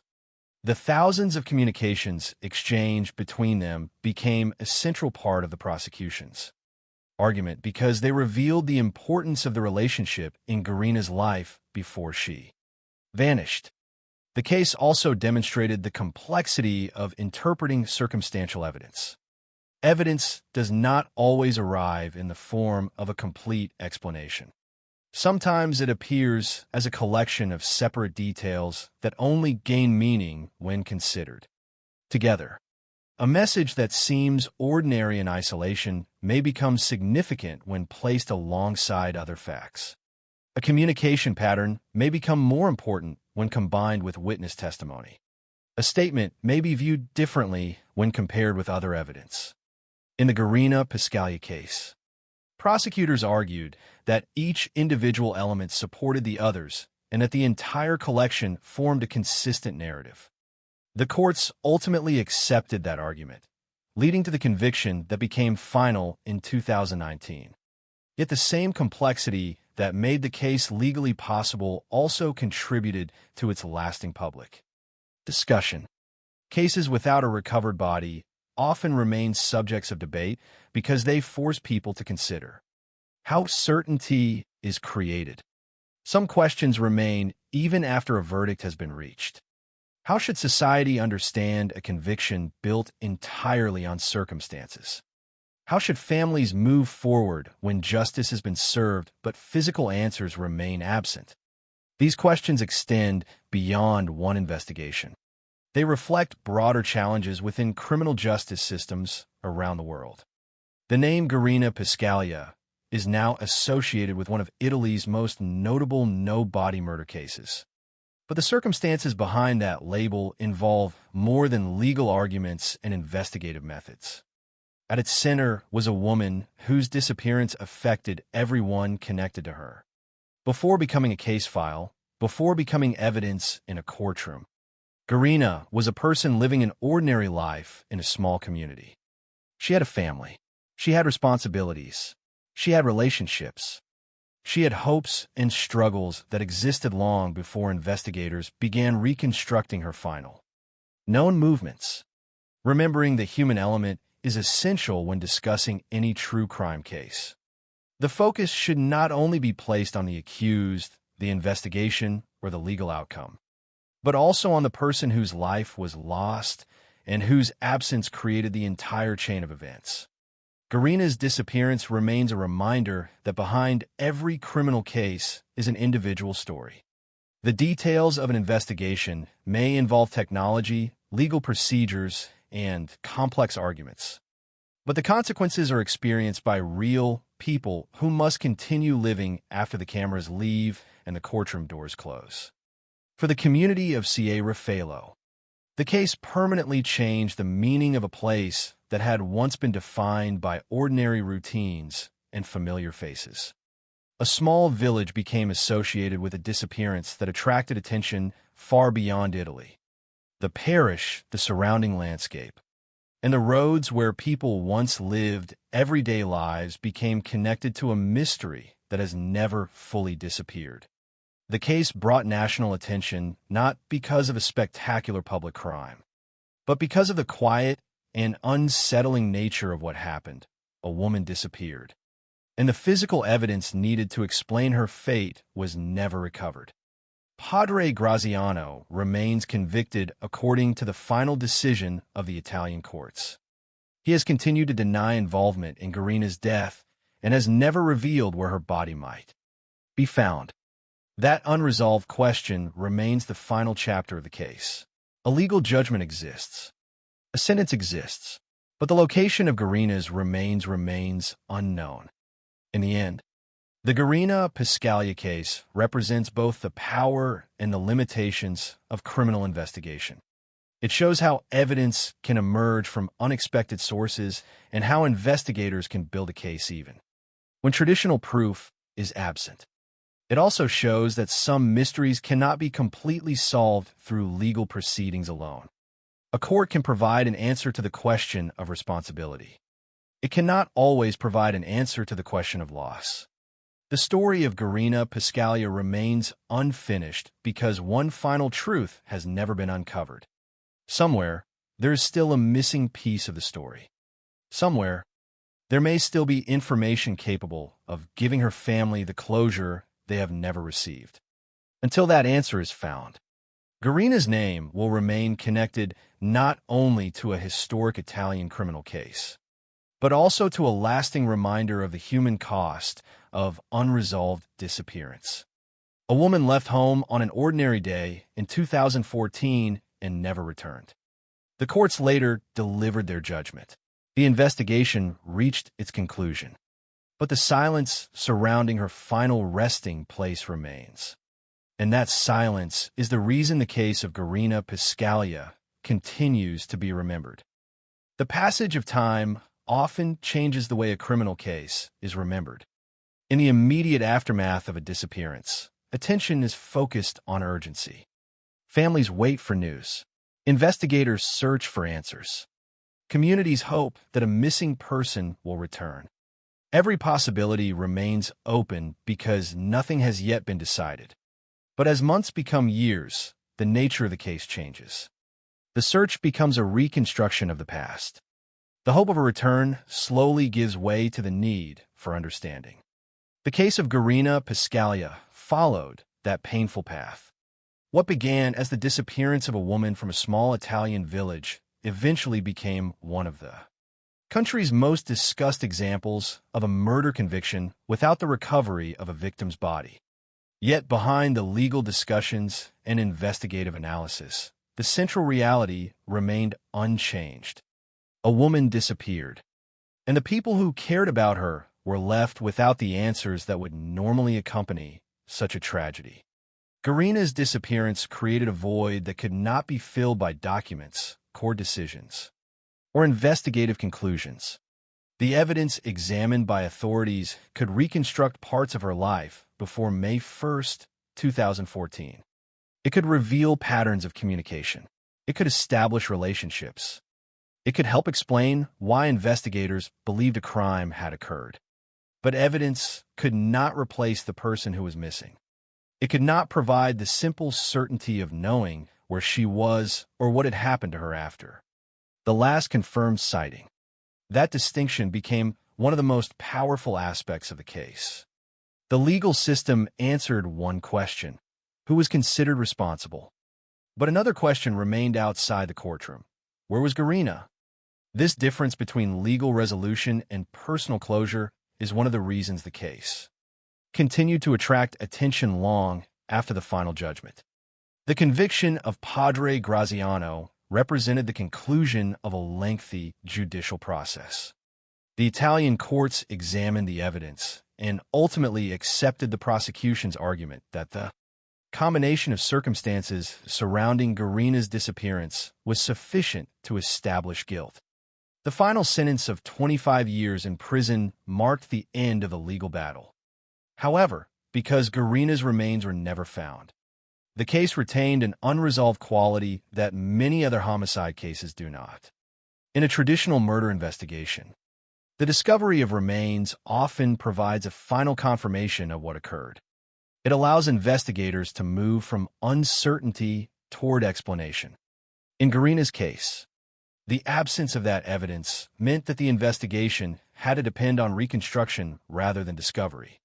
Investigators had to examine what remained: communication records, witness statements, behavioral patterns, and inconsistencies. The prosecution argued that these elements created a clear picture when viewed together. The courts ultimately agreed. Yet the missing physical evidence ensured that public discussion continued. Some of the most important lessons from the Garina Pascalia case involve the role of technology.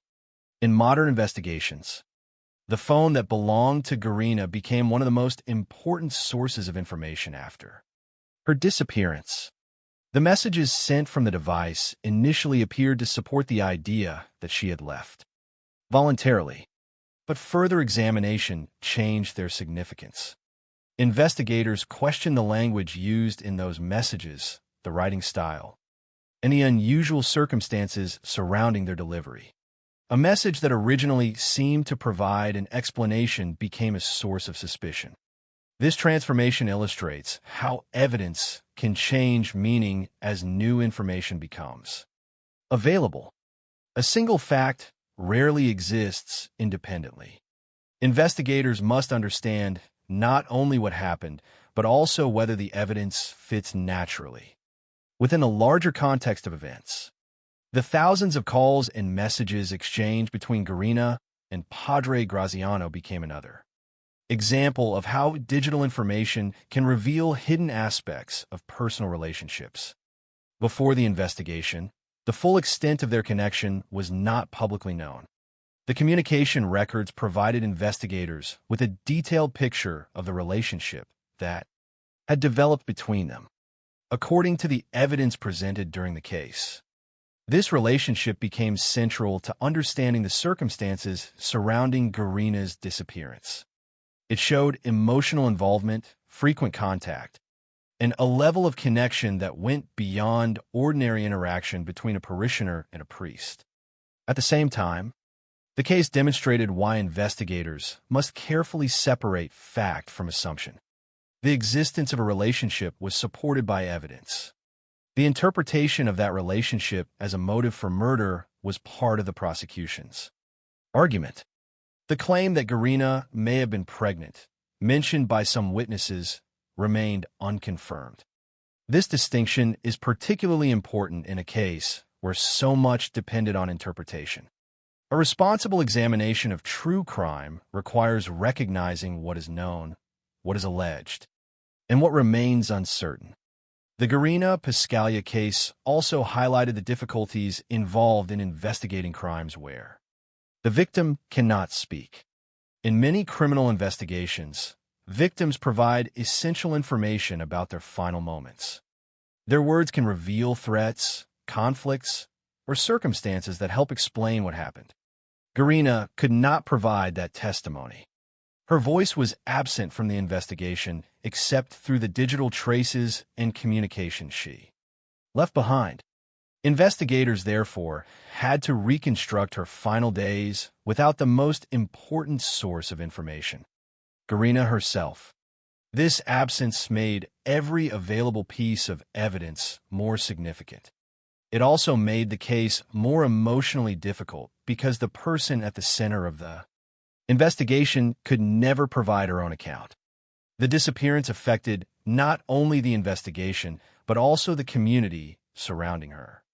C.A. Raffaello became permanently connected with a case that reached far beyond its borders. A place known for ordinary village life became associated with unanswered questions, searches, and court proceedings. The case demonstrated how a single event can transform the identity of a community. Places connected to a disappearance often carry memories of what happened there, and the absence of a final explanation can leave those memories unresolved. For those who knew Garina, the case was not simply a legal matter. It was the disappearance of someone who had been part of their daily lives. It was the loss of a familiar presence. It was the uncertainty of not knowing where that person was. As years passed, the public attention surrounding the case changed. But the essential question did not. The investigation had moved through every major stage: the initial missing person inquiry, the discovery of suspicious evidence, the arrest, the trial, the appeal, and the final confirmation by Italy's highest court. Yet the search for Garina's remains remained unsuccessful. The case, therefore, occupies a unique place in Italian criminal history. It demonstrates that a conviction does not always bring every answer. Sometimes justice reaches a conclusion while mystery remains. The story of Garina Piscaglia continues to raise difficult questions about evidence, memory, and the meaning of closure. It challenges the assumption that every investigation must end with a complete reconstruction of events. Some cases end with certainty about responsibility, but uncertainty about details. Some families receive a legal answer, but continue waiting for a personal one. Some mysteries survive even after courts have spoken. Ultimately, the lasting importance of the Garina Piscaglia case does not come only from the identity of the person convicted or the unusual nature of the trial. It comes from the reminder that behind every investigation is a human life interrupted. Before the court records, before the evidence, before the headlines. There was Garina Piscaglia, a woman who lived in a small Italian village, cared for her family, experienced personal struggles, and disappeared on an ordinary day. Her story remains connected to a difficult question that has never been answered. Not who the courts believed was responsible, because that question received a legal conclusion. Not whether the investigation continued, because it reached its final judicial stage. The unanswered question is much simpler and much more painful. Where's Garina? Until that final piece of information is discovered, the case will remain incomplete in the eyes of those who continue to remember her. The conviction stands, the sentence stands, and the legal record is complete. But the silence surrounding Garina Piscaglia's final resting place remains the final mystery of a case that changed the way Italy looked at investigations without bodies. It remains a story of evidence without a crime scene, a verdict without remains, and a family still waiting for the one discovery that could finally bring them peace. The case of Garina Piscaglia remains one of the most complex and discussed criminal investigations in Italy because it exists at the intersection of certainty and uncertainty. The courts reached a definitive conclusion.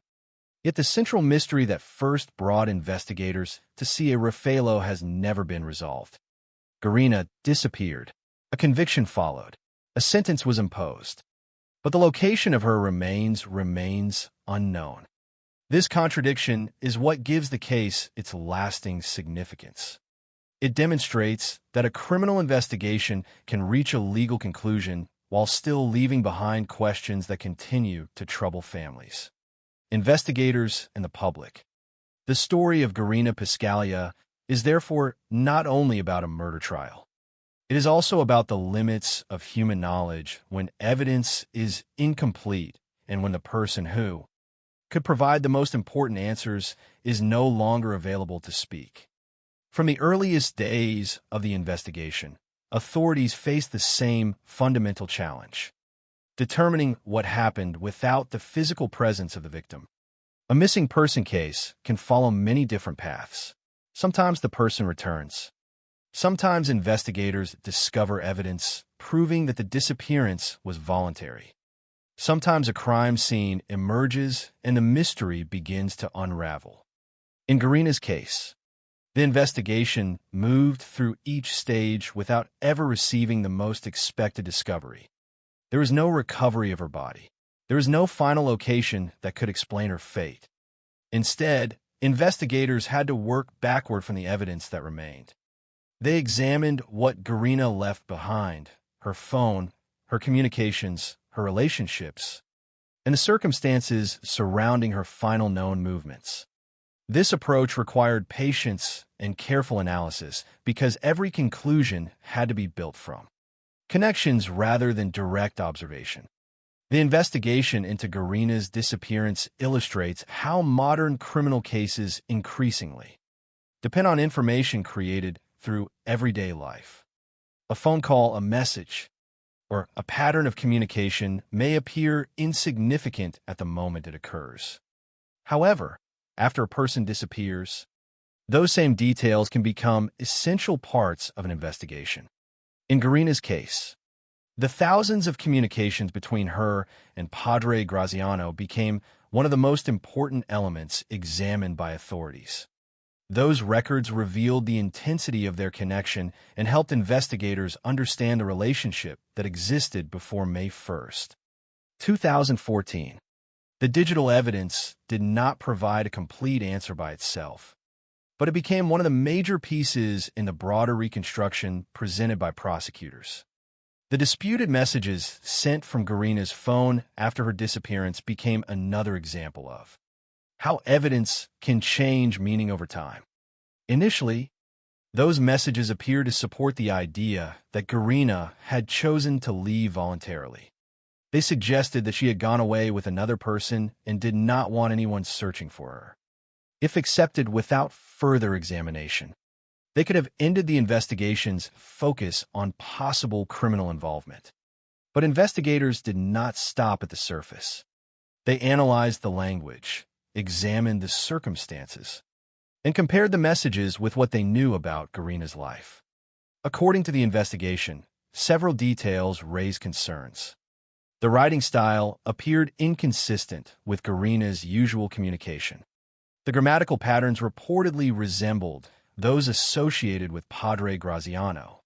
Another message was sent to a person connected specifically to him, creating further suspicion. These details became central to the prosecution's argument that the messages were not genuine communications from Garina after she disappeared, but rather an attempt to create the appearance that she had left willingly. The case also highlights the importance of understanding relationships in criminal investigations. Investigators do not examine relationships merely because two people know each other. They examine them because relationships can provide context, explain behavior, and sometimes reveal possible motives. In Garina's case, the relationship between her and Padre Graziano became one of the defining elements of the investigation. Evidence showed that their connection was extensive and continued over many months. Witnesses described frequent interactions, and investigators discovered communication suggesting that Garina hoped for a future together. According to prosecutors, the relationship created increasing tension because Garina wanted a decision about their future while Padre Graziano had reasons to fear the consequences of public exposure. This interpretation became the foundation of the alleged motive presented in court. However, the case also serves as an example of why careful language matters when discussing criminal investigations. A relationship can be proven, communications can be documented, events can be reconstructed, but motive often involves interpretation. Prosecutors may present one explanation for why an act occurred, while the defense may present another. The role of the court is to evaluate whether the evidence supports the conclusion required by law. In Garina's case, the courts ultimately accepted the prosecution's reconstruction and found Padre Graziano responsible. The absence of Garina's body made the trial especially significant. The case became an example of a no-body murder prosecution, a category of cases that attract attention because it challenges traditional ideas about proof. Many people naturally associate murder investigations with physical evidence. The recovery of a body appears to provide a clear confirmation that a crime occurred. Without it, doubts may remain. Yet legal systems are designed to evaluate all available evidence, not only one specific type. The judges who considered Garina's case concluded that the combination of circumstances was sufficient to establish that she had been murdered and that Padre Graziano was responsible. The verdict demonstrated that a body, while extremely important in many investigations, is not the only way a court can determine that a homicide occurred. At the same time, the case also demonstrates why the absence of a body continues to matter emotionally. A legal judgment and personal closure are different experiences. The court could determine responsibility, but it could not provide Garina's family with the comfort of knowing where she was buried or where they could visit her. For many families of missing persons, this uncertainty becomes a permanent part of their lives. The unanswered questions do not disappear simply because a trial ends. They remain connected to memories, anniversaries, and the everyday reality of living without a loved one. Garina's family received the recognition of a legal verdict, but they did not receive the physical certainty that comes with the recovery of remains. This is perhaps the most enduring tragedy of the case. Beyond the legal arguments and investigative details, there remains a human story about a woman whose absence affected everyone who knew her. Garina was a person with a family, responsibilities, emotions, and personal struggles. She lived in a small community where daily life was shaped by familiar routines. Her disappearance changed not only the lives of those closest to her, but also the identity of the place where she lived. San Rafaelo became known nationally because of a mystery that began with a simple statement. Garina was going out for a while. That ordinary moment became the final confirmed chapter of her life. Years later, the case continues to be studied because it contains many of the elements that make criminal investigations challenging.